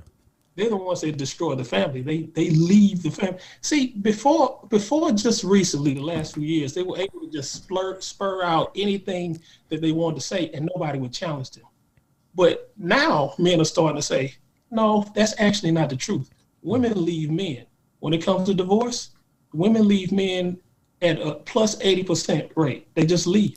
They divorce us before we divorce them. Why? Because they have an incentive to leave. So that was already just made up. Now let's talk about the other stuff that was made up. What was the rest of it? It says, why do y'all black men on the panel blame everybody but yourselves for the destruction of the black family, when y'all are the ones that leave? Okay, so women divorce men at a way higher rate because they get paid to do so. Mm-hmm. That's that's most of the destruction. You left us for this. Women do cheat just as much as men cheat, if not more. They have a number that says that women cheat as much as men, but I argue that they cheat more because no woman really admits to guilt like that. So if they're saying that they cheat this much, they cheat way more. I mean, a lot of things say that it's not true. Anytime you bring a woman into a room and ask her how many sex partners she had, they always gonna say some low, stupid number like 3 or 4. You 45 years old. You had 3 or 4 months, and you talking about you had 3 or 4. So I argue that point that maybe that statistic is a lot too. So let's talk about facts. Let's not talk about what you feel, because if we talk about with the facts, women are the ones that leave men because they have an incentive for money to take our child support and to take the children. Several incentives. Sweet Jones, what about that? I mean, is Ray right? I mean, do women have an incentive to pack up and leave, or is the sister who wrote this question correct in saying that it's your fault? Y'all the one that's packing up and leaving your families. You're responsible. I feel like it's a two-part question. The way, and I kind of agree. I'm more along the lines of what Ray is saying. Like, they leave us, you know what I'm saying? Like, and let's just be serious now. It's definitely a paid incentive for them to leave us. Okay, so let's just put that out there on Front Street once again. But on the front half of that question, the destruction part. You know what I'm saying? I think we be out here fucking shit up, man. And I know they say, I know Ray just mentioned the number saying women cheat more than us or whatever. Women say they cheat better than men cheat. That's a fact. But let's look at that, man. Cheating plays a part, and if I'm just looking at people I know and not dealing with numbers and all that kind of shit, but just people that I can just honestly look at or whatever, more times than not is us that's cheating or getting caught cheating. You got men out here be whooping up on these women. That's part of the destruction. You know what I'm saying? And to a lesser degree or whatever, kind of back to that leadership question, man. Like, hell, if we ain't setting the tone in our house, you know what I'm saying, or with our family, or with our women, if we ain't taking care of them, you know what I'm saying. If we not fostering an environment where they'll take care of us and return that to us, you got to eat some of that too. You know what I'm saying? It ain't all us. I'm not going to sit here and say they don't give us reasons to want to leave their ass or, not hear whatever the hell they got to say. But it ain't all them, and it ain't all us. But when it comes to that destruction of peace, I think we got to eat that probably more so than they do. But that leaving peace, they got to eat that more than we do. I got a question. I just can't help it. You mentioned cheating as a part of the destruction. Explain to me, why would a man cheating lead to destruction in a relationship? Okay, so are we talking? Okay, so if you talking a relationship where there's a woman and let's just say children, right? Let's add children to this. All right. Said man cheats. Said woman don't stand for it. Said woman walks. Right. We know what's gonna happen if they walk. We know they're gonna likely get the house. We know they're gonna get paid. You know what I'm saying? So that right there gonna take our money down, right? That's gonna take our humble abode away. And then if you don't have your kids around you on a pretty regular basis, now your kids, you know what I'm saying, don't really have you to guide them the way that they need to be guided. And that too can have that too is an adverse effect of our initial action of, doing whatever it was that made that lady want to leave us. But this is my question. Why would that be reason enough for a woman to decide to leave. Because I'm sorry. Go ahead. The leaving part is the part that ultimately destroys the home. But tell me a reason why a man cheating and coming back home to his wife, still taking care of his responsibilities, is a good enough reason for a woman to decide to leave him. Why would that be logical? The answer to that is, bruh, if we could all have our cake and eat it too, well, we'll be full. But sometimes, man, hey, just like you might not go for it, she might not go for it either. It's just and every woman ain't gonna leave. Some gonna stay and work it out and try to, you know what I'm saying, make things right. You know, she might want to have this discussion about why you cheating, and then try to, well, what you need me to do? What can I do better? Whatever that is. But some just ain't gonna be with it. It's just what it is. Yeah. Is it reasonable enough to say that? Is that a reasonable statement to suggest that a man should only have one woman for the rest of his life? That's another subject. That's another conversation, right? It is another conversation. Let me bring Sly in here, and then go over to Rico, because we're gonna after this we're gonna do one more question, and then we're going to analyze a comment that was left, and then we'll give our closing remarks, and then close the show. So. Sly, what were your thoughts? Well, hold on. So our sister Q said, "I see this." Hold on, let me read it, because it says, "I see this as this erroneous focus on an incentive to leave, but no loyal or loving woman uproots her family for alimony and child support." What say you, Sly? What? Well, okay. Yeah. What? I don't know. Okay, now that one. There could be truth in what she's saying. Well, okay. Hey, what was the first question too, Abe? She said no loving woman. Yeah. So the original question was, why do black men like you, Sly, blame everyone but yourself for the destruction of the black family when you're the one that leaves? Okay, so to answer both of those questions, okay, like Ray say every week, there's always an exception to the rule, right? I have a black family and I ain't went nowhere, you know, so that statement just ain't true. It's not true. Most of the guys that I know have families and they still at home with their biological kids, so it's just not true. You know, what happened, you know, past, you know, there was a lot of sabotage going on, right? Mm-hmm. Plus we were kidnapped, right? So then so for what she's saying, there is a lot of women that uproot their family for money. I mean, I talked to Ray and AK not too long ago, and, you know, bringing in celebrities, but we bring in celebrities because that's who people can relate to, or they see their stories. So when you bring up something like that, who is Black China? You know what I mean? She did that exactly to get the money. I mean, you know, who are these people? These are women. And Rob Kardashian was really into her.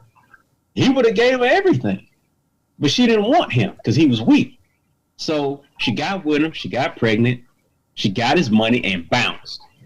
So, I mean, that's true. I mean, and look, you just can't, she's black.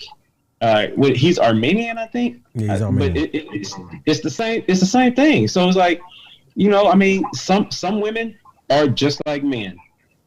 Some women act like men, some men act like women. You know what I mean? So there's some women that want to be by themselves. They just want to date different men and they want to be by themselves. There's some men that want to date different women and they just want to be by themselves. They don't want nobody coming in messing up their day to day. They just want to, hey, come over, we cool, go home. There's a lot of relationships when people get older. When people get older, like let's say 50s and 60s, because a lot of times you'll have a widow or something like that and they have their own house. They'd be like, we could be together. We can even be married. but I'm gonna stay here and you stay at your house. That way we'll be cool. So when you get mad at me, you go home, I go home, and then we good. Next day we talk it out, we good. You know what I'm saying? So that's my take on it. Okay, Rico, I want you to, because it looked like you had something to say about this comment. You know, and I'll read it again from our sister Q. I see this erroneous focus on an incentive to leave, but no loyal and loving woman uproots her family for alimony and child support. Well, that depends on what the woman is loyal to and what she's loving. If she's loyal to the money and loving the money, then she gonna leave. And okay, what she said is she's still like, okay, let's just say she's correct. If I wanted to say that she's correct, yes, maybe she's correct about a loyal and loving woman. But let's not act like women, just loyal and loving women just falling out of trees out here, because it's not a whole lot of loyal and loving women out here. They not loving us right now. I'm not saying they're not justified in not loving us. I'm just saying it's not a lot of evidence of them. There's a lot of evidence of them not loving us. And then let me back up to that, to the question before, where they said, what was that question before? Oh man, about you not taking responsibility, and you're the one that's breaking up the black family. Man, no. When they asked how would men doing what's in the best interest of men, how would it benefit the family? Well, for centuries, men did what was best for men, and it benefited the family. We didn't do what was best for us and then leave our women and children high and dry. But right now, in this day and time, women are doing what they claim to be is in the best interest of women, and they're breaking up the families, and these kids are running them up, and nothing is working. So when we men start doing what's in the best interest of men, we're going to be better men for the women. We do it all for the women. You know, all the women, and then somebody, they said that the women stayed because they had to stay. Bro, do you think my grandfather wanted to go to 2 wars? You think he wanted to go to 2 wars? And then after his time in the military, drive a truck? A black man, a black Native American man, truck driver, do you think he got treated nice as he drove back and forth across the country? And then he had to do that to take care of his household. Do you think that was like, you think he was some little kid running around 8, 9 years old and was like, oh wow, I can't wait to get married and have a bunch of kids so I could go to war, get treated bad by white people, go to another war, get treated bad by white people again, get shot at, and then come back home and drive a truck back and forth across the country and get threatened and treated bad by white people again? And you think that was like his ideal? Like, men are duty bound and they do their duty for their family. They don't just go, oh, I want to win and look good for me. It's for the family. When women are out here doing stuff, they're not doing stuff for the family. Women view the family as them and the children. Men view the family as the whole family.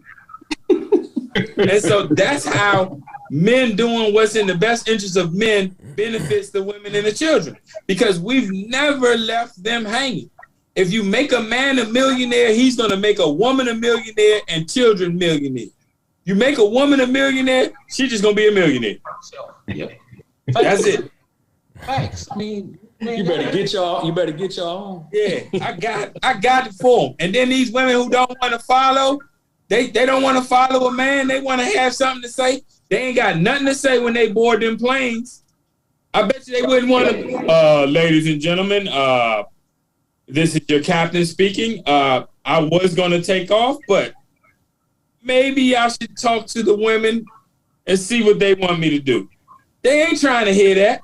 When they get on them cruise ships, they don't want to hear the captain of the cruise ship say, should we go left or right? Should we go north or south? No, they don't have a problem following anything else but a black man. If they found out it was a black pilot of the airplane, all of a sudden they would have an opinion about how he should fly the plane to. It's never a problem until it's a black man. They go to the job, they don't have a problem. Soon as it's a black man, they got a problem. So here's where we as men have a problem. Our women are willing to listen to anything or anybody else but us. Even the children, they listen to the children before they live. Babe, can you fix fried chicken? I want to fix fried chicken, but the kids want pizza. Kids don't pay no bills. Kids gonna get pizza next week. Get fried chicken today. Hey, Rico, I'm coming back to you with this. This is our final question before before we go into. They need to hear this, man. I'm sorry. We need to analyze this comment. I really want to get to and then end with our closing remarks. Okay. Along those lines, because we heard Sly mentioned that that men would like to have like another woman and so forth. And this is like a concern of some women. And so so one of the questions is, what will it take to make a man not cheat on a woman? What makes you not want to cheat on a woman? Rico. What you asking me? Hey, listen. They don't want to know the answer to that question. Yeah, they do. That's why they asked the question. Okay, all right. How about y'all try being obedient? That word that y'all don't like. How about just give a man what he wants? How about you go, hey, honey, what would you like? And then give him that. So that's all it'll take, and you won't want to cheat. Yeah, that's it. Because you asking me what I like, and I said, yeah, okay, baby, I wanted you to be fit, feminine, and cooperative. I think, and I want you to, and I want you to stop cheating on me with the dudes in your phone.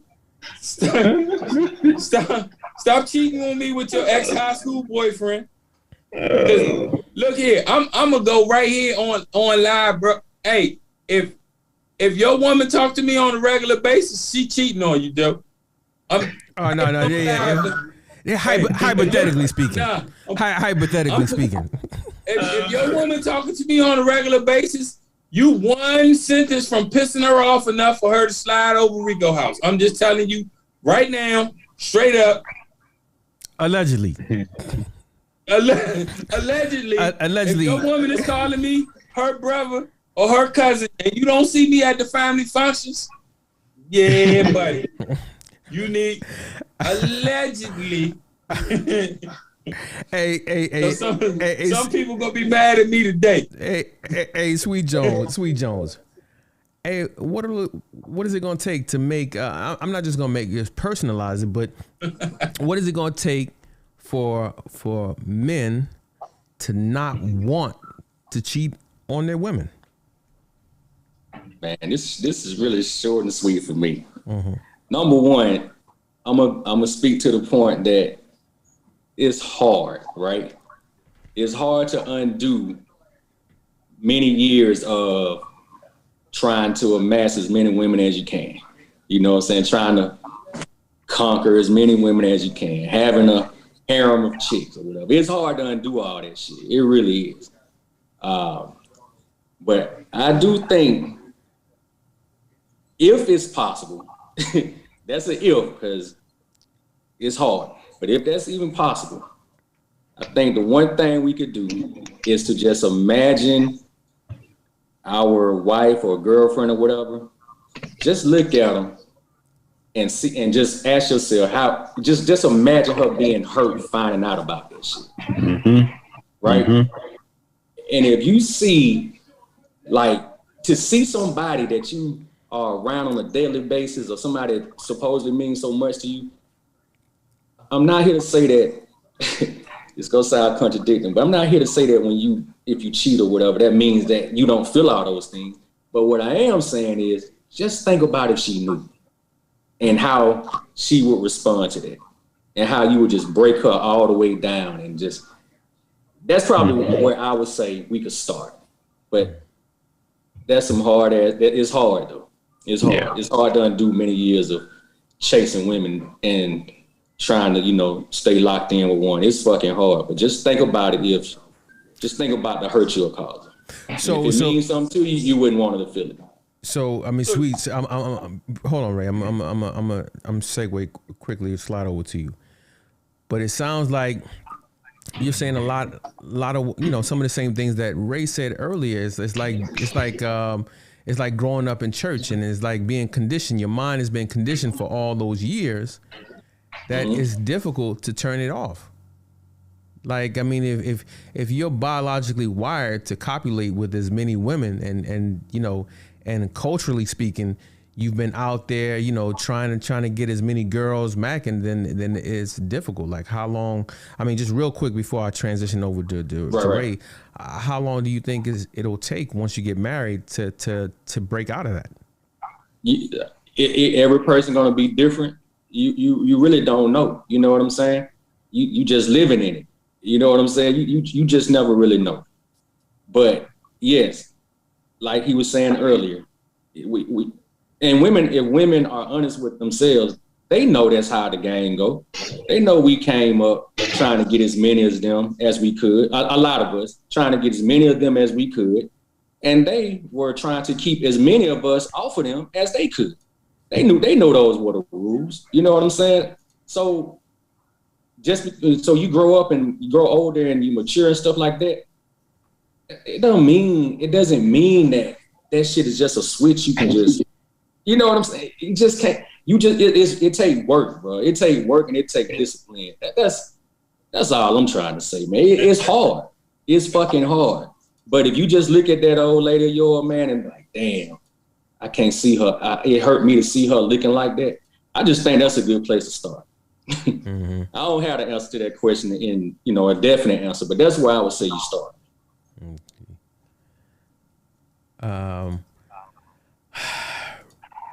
Ray? The ladies like your answer. Ray? The ladies like your answer. Yeah. Ray? I was listening to Sweet for a little bit, and the thing is, I think a lot of us confuse social construct and what we were taught in society with what we were wired for. You were talking about we grew up chasing as many women, which is true. And it's suggested, obviously, that this is the case. But on a biological level, every man on this panel, every man in this world has something deep down in their core that instructs us what to do. It's not something that has to be taught. It's certain things that are automatic to human.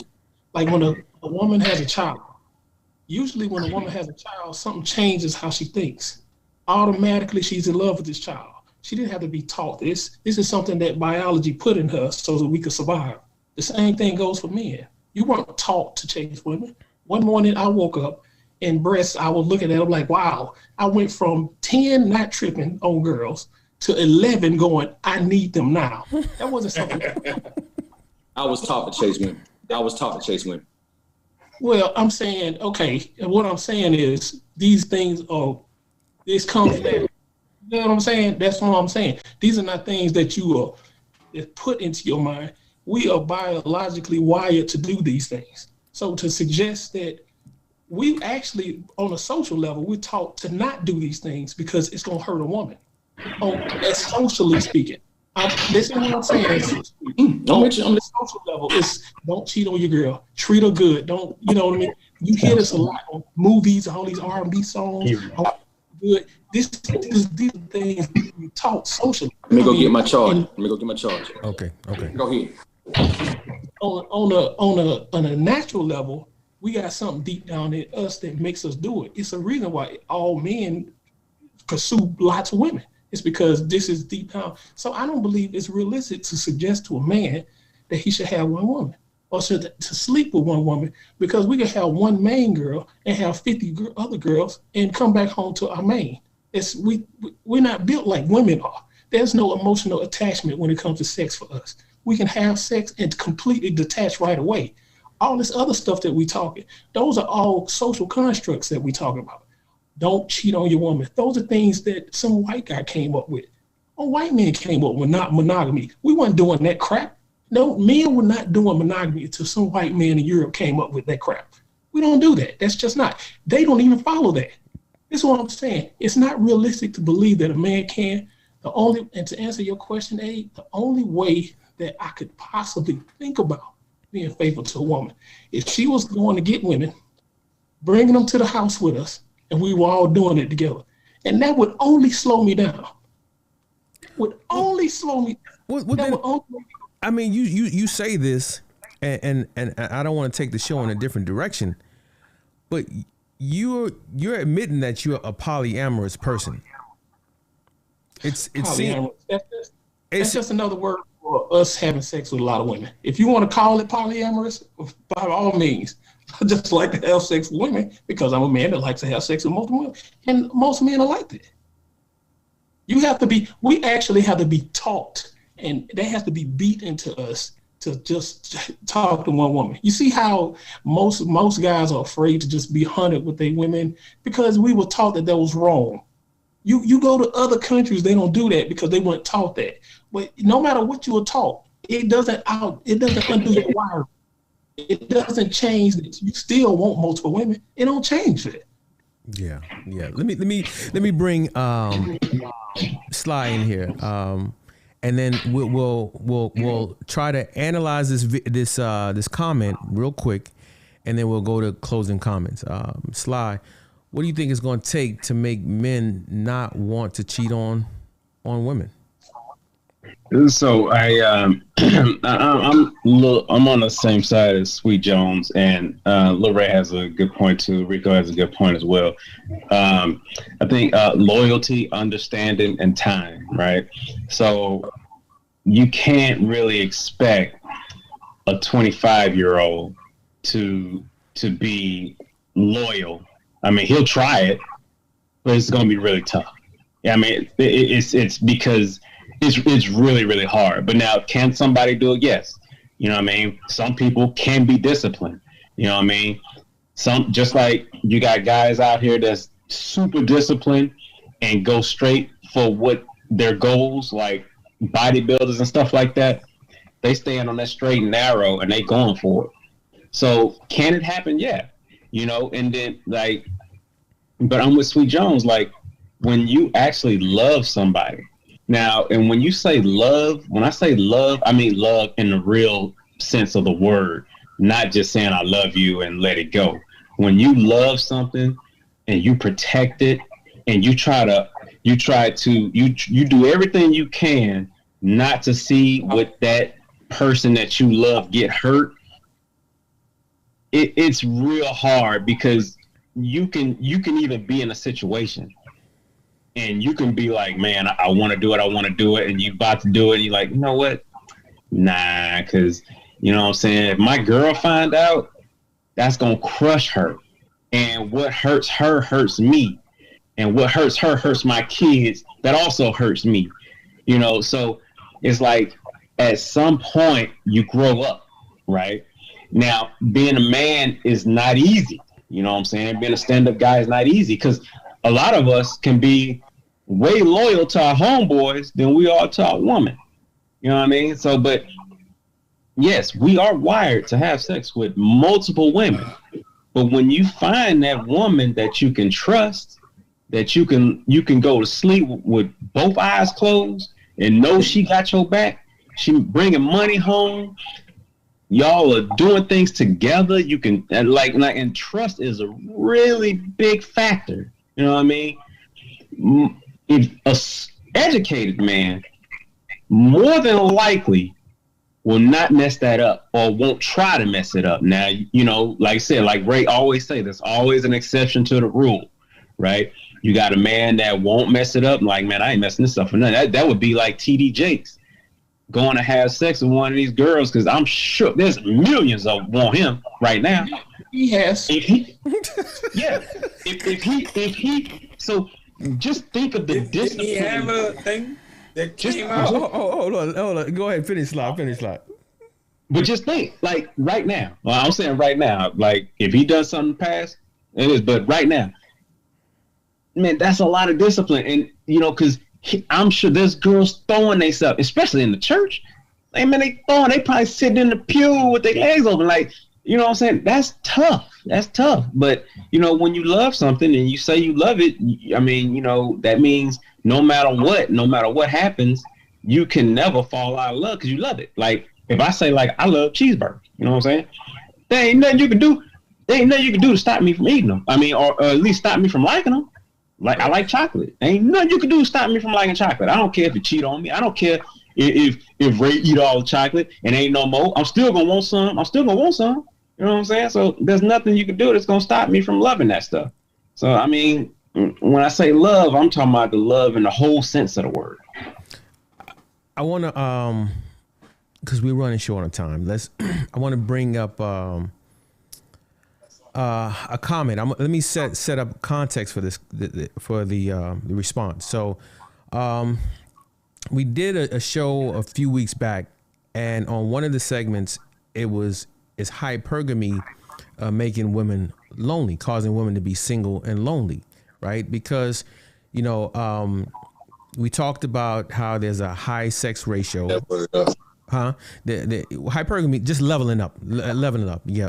So there's a high sex ratio. You have almost 2 million more black women than black men.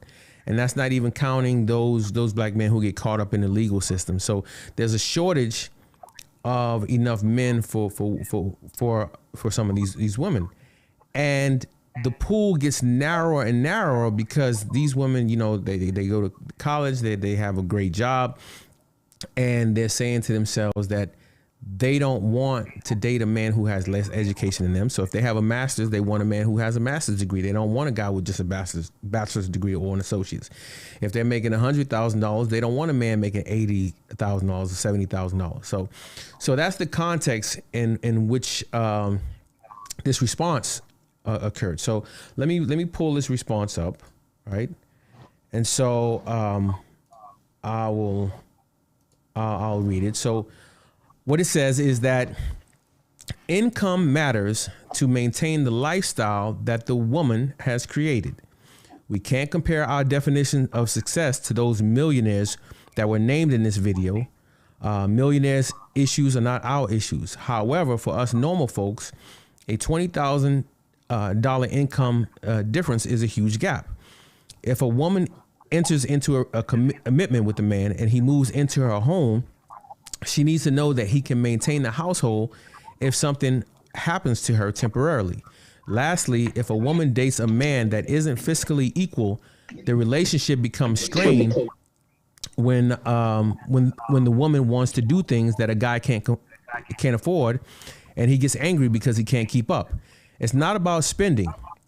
It's about living and experiencing life outside of our four walls. This topic is loaded. There is a long game strategy that isn't being addressed, and I will cut through some of this. She wants to be able to experience life without struggling. Most of us have struggled all of our lives. Now we want to live. What is wrong with wanting to live? The world has changed and is more transactional than ever. Financial security matters, self-care matters, and life outside of our home matters. Finally, black people aren't born with the same financial privileges that white people were born into, so we have to work hard. And I will stop there. And now I shared this comments with each of you. And I'm gonna start with you, Rico. What was your opinion when you read the comments? Well, the first thing that I noticed was that she said, or whoever said, that the man needs to be able to afford the life that the woman has created. So I have a problem with that, because why does he have to afford what you created? You created it. And then you say, why must we struggle? Why would you create a man? Absent of a man, why would anyone create a life why would anyone create a life of struggle? So your life should already have been devoid of struggling before the man came along. If you created it and you were that smart, why would you pour into a life of struggle? Why wouldn't you create a life of life minus struggling? And then I could come be a part of that life. If you consider your life a life of struggle, I don't want nothing to do with it. I mean, there's that. And then why is it again finance always the measure of life? I know some people who I don't know people like that, but I've seen people on YouTube who go around the world backpacking. They don't make a bunch of money. And then I talk about this old guy I know that I would like to interview. He'd been married to his wife for almost 47 years, I think he told me. 47 years. And they live in a 2-bedroom apartment. They never had a nice house. They never had nice cars. They just had regular stuff. Regular stuff. A working car. They live in a 2-bedroom apartment. They've been together for 47 years. You can't compare these trendy lives that people want to live to the peace of mind and security that him and his wife have. Well, I mean, somebody want to know what I'm talking about. If you want to know what I'm talking about, all you got to do is listen to what I'm saying. The mindset that people have adopted nowadays is not, it doesn't work. You want to talk about money as a measure for quality of life? That doesn't make sense. If you we go back to something I said on one of the early episodes. It's no end to up. If you're not happy, going further up is not going to make you happy. You're not happy. And going in debt is definitely not going to make you happy. You have to learn to be happy on the level that you at. And so then if somebody comes and adds to that, you're not measuring how much they add to it. You're just saying adding. It's a cherry on top. You got a whole cake or whatever you put a cherry on top of. You got a whole milkshake, and then somebody and you don't have a cherry, and somebody brings. You don't go well. You ain't bring a whole milkshake. Your cup already full. All you need is the cherry. You don't need a whole nother milkshake. Mm-hmm. I just don't get it. Like, Sweet Jones, what was your take on the comment? So I'm sure whoever composed this is gonna think we all just taking it out of context and we ain't understanding what they're saying or whatever. But I feel like I heard a lot of double speaking in this. Oh yeah. I feel like I heard some contradictory statements made in here. Oh yeah. I feel like I hear some thoughts that weren't thought out well. And let me start off with the 100,000 versus 80,000 or 75,000, whatever it is. See, men, I think for the most part, will look at that scenario and say, that's 180,000. Mm-hmm. Boom. She looking at it like, this my 100, and his 80 ain't enough for me. She's not looking at it in totality. She's splitting it down. She's busting it down and saying that 80 ain't gonna get it, right? Well, if how you was living with 100,000, you know what I'm saying? If it wasn't a struggle, if it was comfortable, surely it didn't take the whole 100,000 to get there. So I'm saying if this woman, you know, who made this comment is fiscally responsible, she might only spend 60, 70 to be comfortable and put the other 30, 40 away. If she lose that job, his 80 is more than what she already spent. You know what I'm saying? That 80 can hold it down until she get back on her feet. But it sounded to me like she just want this man to make more than her 100, not make the 100 she makes. She really want him to make more is what I'm hearing. So that, you know, he can fund, you know, some of her lifestyle, and some of that money she's spending on home, she can put back in her pocket. When she says it's not about the money, or it's not, I think she says it's not about the money or whatever, that's her not wanting to look bad. That's her not wanting to sound like she a gold digger and she out for that paper. But how else do you live outside of the walls without spending some money? Because her living outside them walls, I'm sure it includes some shopping. But that's outside. Well, I know you can shop online now. That'll probably be a pushback, but I'm sure it includes some shopping. I'm sure it includes some travel. I'm sure it includes some of these nice fancy dinners at restaurants that food don't measure up. You know what I'm saying? So that she don't have to cook, maybe. You know what I'm saying? I just heard somebody that was really in it for themselves, trying not to sound like a bad person, but and ain't too good at math. Because last time I checked, 180 equal 180, and you should be able to do some things with that. Yeah.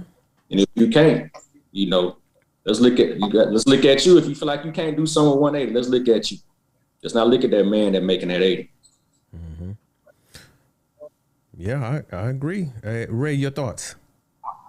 Well, what I heard was her attempts to explain her way out of hypergamy.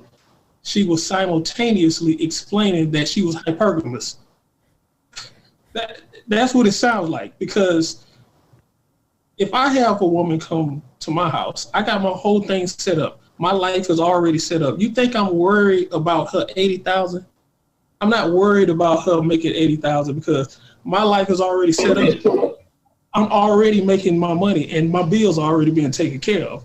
I don't care about what she has to bring. I'm not worried about how much, oh, you make 20,000 less than me.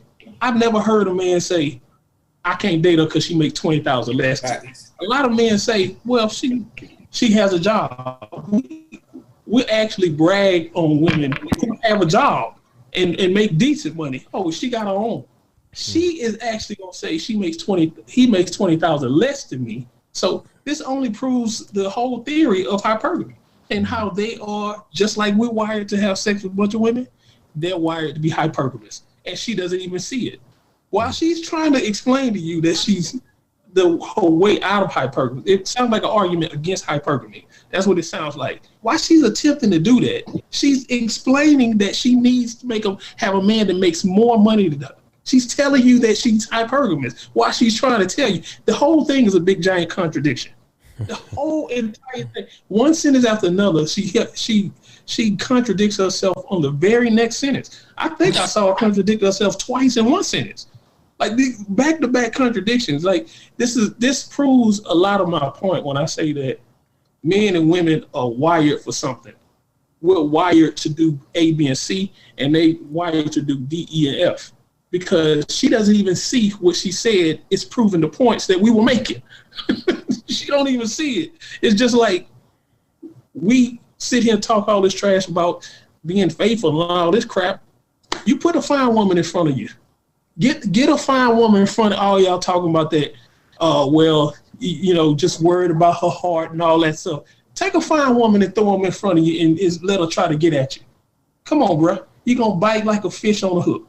I mean, because I was at Essence Fest last week, boy. I survived, boy. But hey, there were plenty of them in front of me, boy. I survived. That deserves a round of applause. Hey, I'm just saying. Nah, man, we see fine women every day, man. It ain't just about being fine. That's not. And listen, I'm making a broader point than all that. Okay. I'm making a broader point to say that we have our wiring. Just as we are wiring, they have theirs. And just as she sat there, like she had a very good point. The point was completely moot because basically what she did was agree with everybody that was on the panel. She said, yes, I am hypergamous. And these are the reasons why. I need you to make the same amount of money. First of all, let's start off with the basics with this here. Women live outside of their means. Okay? So if she have $100,000, I'm pretty sure she living the life of a $120,000 man. I'm pretty sure women live outside of their means. And 150. I mean, is that 100? Women live outside of their means. If they make 20,000, they gonna live a life of a 30,000 there. If they make 100, they live above that. So why would you need a man to make more because they know deep down they spend too much damn money, and they need a man that makes more money to pay because she probably got student loans out the ass. So this just proves my point that women are hypergamous, and that whole thing just proves it more. I don't know what. Let's imagine she don't. Hold on, I gotta bring Sly because Sly's been waiting patiently. Let me go ahead and bring him in, and we'll do our closer because we're kind of over on time. Go ahead. Sly. So I'm kind of with the panel here, man. Like, I mean, everything y'all said was pretty spot on, but I mean, what y'all just forgot to say is, man, this chick is stupid. You know what I'm saying? Like, you have to call stupid what stupid is. I mean, that's stupid because it makes no sense. You know what I mean? It's like Sweet Jones. If it's 100 and it's 80, she's actually pretty sharp. I mean, maybe. I gotta tell you, don't say. Let me tell you. That's the dumbest thing you could ever say, because 100 plus 80 is $180,000. And if you reverse the roles, it's different, because for me now, and it depends on age as well. Now, for me, you have to show me your tax returns, because if I make 100 and you make 40, it ain't gonna work. Because the thing is if I get with you and I'm with you longer than 6 months to a year, or we have a kid, or we get married, if you break up with me, or if I leave you, you're going to take half of mine. You know what I mean? Even though things are starting to change, well, men are starting to get the women's money too, but it ain't easy to do that. It's not easy to do that, because if you got a kid, 9 times out of 10, you're not getting that kid, not in the U.S. You're not getting them. You have to prove that this is a bad mother. And even if you prove on film that she's a bad mother, she can get clean in 6 months and take the baby back and then get your money then. So it's a little different when you're talking about man and woman. And so when a woman, I mean, when you immediately go and talk about finances for a relationship, you don't want a relationship. You're looking for a partnership. You looking for a partner in the firm. It's like that. It's destined to break up, because you're already setting the precedence that, well, look, when we break up, I'm gonna take this and you gonna take this. You already know it's gonna happen. So it's like, why even get into it? Like, that has to be the dumbest thing I've ever heard. Like it's like, man, it's like, what was she thinking? Like, maybe she didn't eat before she said this, but that was stupid. It's like, none of that makes sense. And it like, I think, like Ray said, it pretty much echoes what everybody was saying. Like, she's like, I wouldn't be, and what she's saying to man, because she might not like men, she might like women. You know what I mean? Because it just don't make sense. Like 100, like $80,000. That's not the case. That's not the case. Okay, so $80,000, man. It's like, come on, man. It's almost like she's making excuses not to be with And $80,000 is not really a regular man. You know what I'm saying? Regular man in the U.S. You know what I'm saying? Is what 45 to 60. You know what I'm saying? Yeah, you know what I'm saying? So you're not really looking at no regular man. So it's like, man, what is she asking for? Like, man, get out of here with that. That's stupid. And then when you think about it, is she a 10? You know what I'm saying? To everybody? You're not gonna say he can't. He gonna say That's a good question. Yeah, Those are good questions. Get out of here. No, hold on, because we it's time to wrap it up. We're gonna have to trust me, you're gonna like this. We're gonna have to close it. Well, you got 90 seconds, because I'm talking about, because use it as part of your closing remarks. Right. We got 90 seconds each. I'm starting with you, Rico. 90 seconds. Don't break 2 minutes. Don't break 2 minutes. Your final thoughts. Final thoughts. Okay, let's go back to that question that lady asked. This is what she wants. Okay, she's a 6-figure person. She already got her life. She got her house, her car, and all that stuff, right? So now she wants a dude who makes what she makes, but does not have a house, does not have a car, doesn't have gas, water, electric bill, doesn't have. So she wants this dude to just fall out the sky. He need a place to stay. He's single. With 80 grand. She want to find a single dude who make over 6 figures, who does not have a place to stay and don't have no bills, so he can come and be a part of her life. Because I make over 6 figures, but I got a house, a mortgage, I got car notes, insurance, gas, water, electric, all kinds of stuff. So, ma'am, I cannot maintain or will not maintain your lifestyle, your life that you created. I've created a life.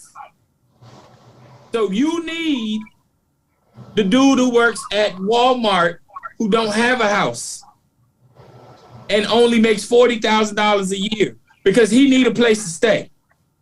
I don't need a place to stay. I'm not paying your mortgage.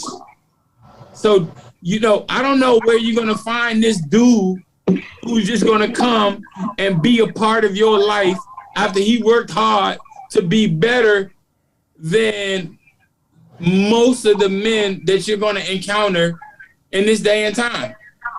Like, the dude that makes 6 figures has already got his life. So that doesn't make sense. For that reason, I'm not going to call her the S word, but it don't make sense for that reason. Like, you're not going to find that cat. I will say that I think it's more in the lines that I'm going to switch over to you, Sweet Jones. I think Ray was right.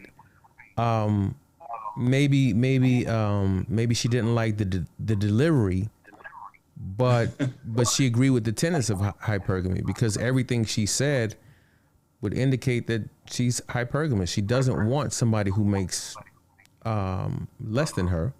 She wants somebody who makes more than her. And honestly, it's natural for women to want that. It's natural for women to want that. And I don't think a lot of men, especially able-bodied men, have a problem with women who are hypergamous. It's just that when you are saying that you want gender equality, well, you can't have it both ways. You know, you want gender equality, you want to be a tradition. You want a traditional man, but want to be a modern woman. These things, they don't work. Go ahead, Sweet Jones. I'm sorry, I didn't mean to eat into your time. Closing thoughts. Man, closing thoughts. So I'm sorry. Let's try to leave on a positive note. Because the sisters were great, and irrespective of whether or not you disagreed with some of their opinions, they did ask the questions. I do feel like it was from a good place. Let's leave on a lighter note, a more positive note, if we can. Well, that's exactly where I was going, brother, because I'm not going to recap everything we talked about. We were all here to hear everything we all had to say. Okay. But it was a good night, man. I enjoyed this. I looked down a couple of times at the chat later on and saw that we had what I felt like was a pretty, nice number of people actively listening to us. And I feel like it's probably been more than what I witnessed when we first started. Mm-hmm. I don't know if that's because of the subject or because, the channel's growing, but I just think this was a good discussion. And I don't feel like, I'm pretty sure there's going to be those that feel like, this was a he who hurt you session or a female bashing session, but this is just our realities, you know what I'm saying? And everybody's situation is different, you know what I'm saying? So either you learn something from it or don't learn something from it, kind of respect it, because if it was the other way around, we'd probably be over here looking at y'all like, man, what are y'all talking about? Y'all sound crazy, man. Where do y'all get these women from, AK? We probably have the same thoughts, man. So yeah, let's not take all this so serious. Let's just enjoy the conversation, man. That's what I do. Right. I agree with you. And the sisters are going to get they're going to get their day too, where it's just going to be a panel of sisters, and they're going to get peppered by questions from us. And they're going to be the ones on the hot seat that have to answer these questions. So, I mean, they're going to get their turn too. They won't answer. Ray, for the love of God, can we please end on a positive note? Give me something positive. Hey, give me your final thoughts and just let's leave on a positive note. Your thoughts. If you notice that every time I say stuff, man, every show I say things that it sound a little weird, but it's true. First of all, A, and B, I do compliment sisters. I'm going to say that I made this example once before. You go to the grocery store with your parents as a 5-year-old, 4-year-old, and you caught playing, jumping around, acting like a fool with a bunch of other children. When your mama or daddy sees you acting a fool with them and they told you not to, you might get your ass whooped. They don't whoop your ass because they hate you, do they? They don't whoop your ass because they despise you. They whoop your ass because they love you, don't they? The criticism is not hate. Sometimes the criticism is because of love. And I think I pointed out some of these points that sisters need to stop wearing this white hair or this yaki hair or whatever hair they want to call it, because it's unhealthy, it's unattractive, and your black beauty is more beautiful. Those are all things to suggest to you that I wish y'all do better, because we think that y'all are better than y'all think y'all are. These are compliments. I'm criticizing because I love. I do actually love black women. I just have a lot of gripes with them because I dealt with them more than I dealt with anybody else. So this is all for love. This whole show, if you think about it, it's all an effort to bring black men and black women back together like before the 60s and below before. This is all an effort for that. Right. If all these things were listened to, I guarantee you black men will stop going to white girls. Or we'll slow down at least. I mean, I might. I ain't going nowhere, sister. I ain't going nowhere. Sly, what are your final thoughts? Well, my final thoughts, man, is I know we do say black sisters and all that, but I'm talking to every woman out there, all women, black, Asian, white, doesn't matter. We do everything, us men, we do everything for a woman, right? I wouldn't go to work. I wouldn't get a nice car. I wouldn't even brush my teeth if there were no women. I love women. Women are great. They're great. We just need to come together, and start listening to each other. Communication is key, so I do want the women to know that, there are good men out there. Just like for the men here, there are good women out there. It's just sometimes maybe it's where you're picking them from. I think Maud said that it's where you looking for these women, because if you go looking in the gutter for these women, you're going to get a gutter slut, you know what I'm saying? And that's not what you want, right? I mean, it's fun at the time, but that's not what you want to stay with. Mm-hmm. So it depends, on, age, and if she's still, she's still doing her thing, you still doing your thing. But, like I said, we do everything for a woman. I mean, we dress up, we cut our hair, we do our hair, we let our hair grow. We do all this just to impress a woman, So it's all for y'all. And it'd be great if, you know, y'all will start to appreciate it sometimes, you know, instead of just giving us cold shoulder all the time, because, you know, that hurt too. But you know, women and men, I mean, I think with these conversations, AK, is great that you having these conversations because it is bringing us to the forefront. And there's somebody out there that heard something that one of us said that's changed with their thought process. So we've reached somebody. Yeah. So I think that's a good thing, man. I think it's good to keep going with it. So, you know, for the women, we love y'all, man. And we just hope y'all love us back. Yeah. Good thoughts. Good thoughts. I thought tonight it was a great panel. I want to applaud the sisters. They gave us great questions. Even the comment, because it takes a lot to put your thoughts out there publicly. I thought so. I appreciate that. I appreciate the comment. I appreciate the questions. I loved all the questions. And again, I will say that this is built off of love, and I love anybody who knows me personally.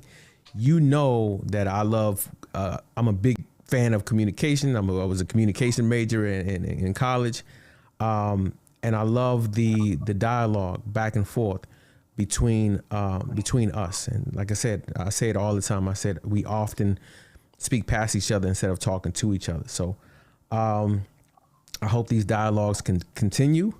I can't wait for the all sister panel, because I'm pretty sure they have a lot to get off their chest. I'm looking forward to that. But for those of you who are still in the chat, be sure to like, subscribe, and hit that share button. Until next time, be sure to keep an open mind, think for yourself, and stay lit. AK on fire.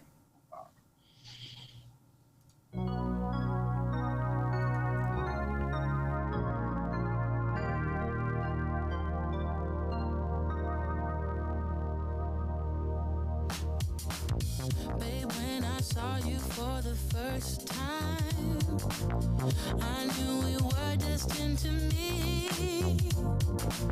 Cause my knees went weak, my stomach went tight. Stay there, don't leave. I pull myself together, babe, I'm so shy. Trying to find something to say.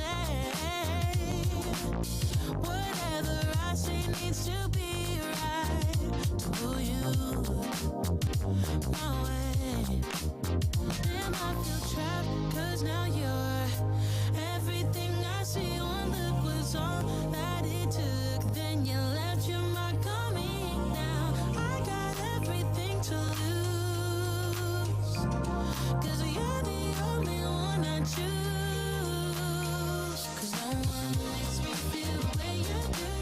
The way, yeah, you turn me on. Kiss me, babe, I want you to.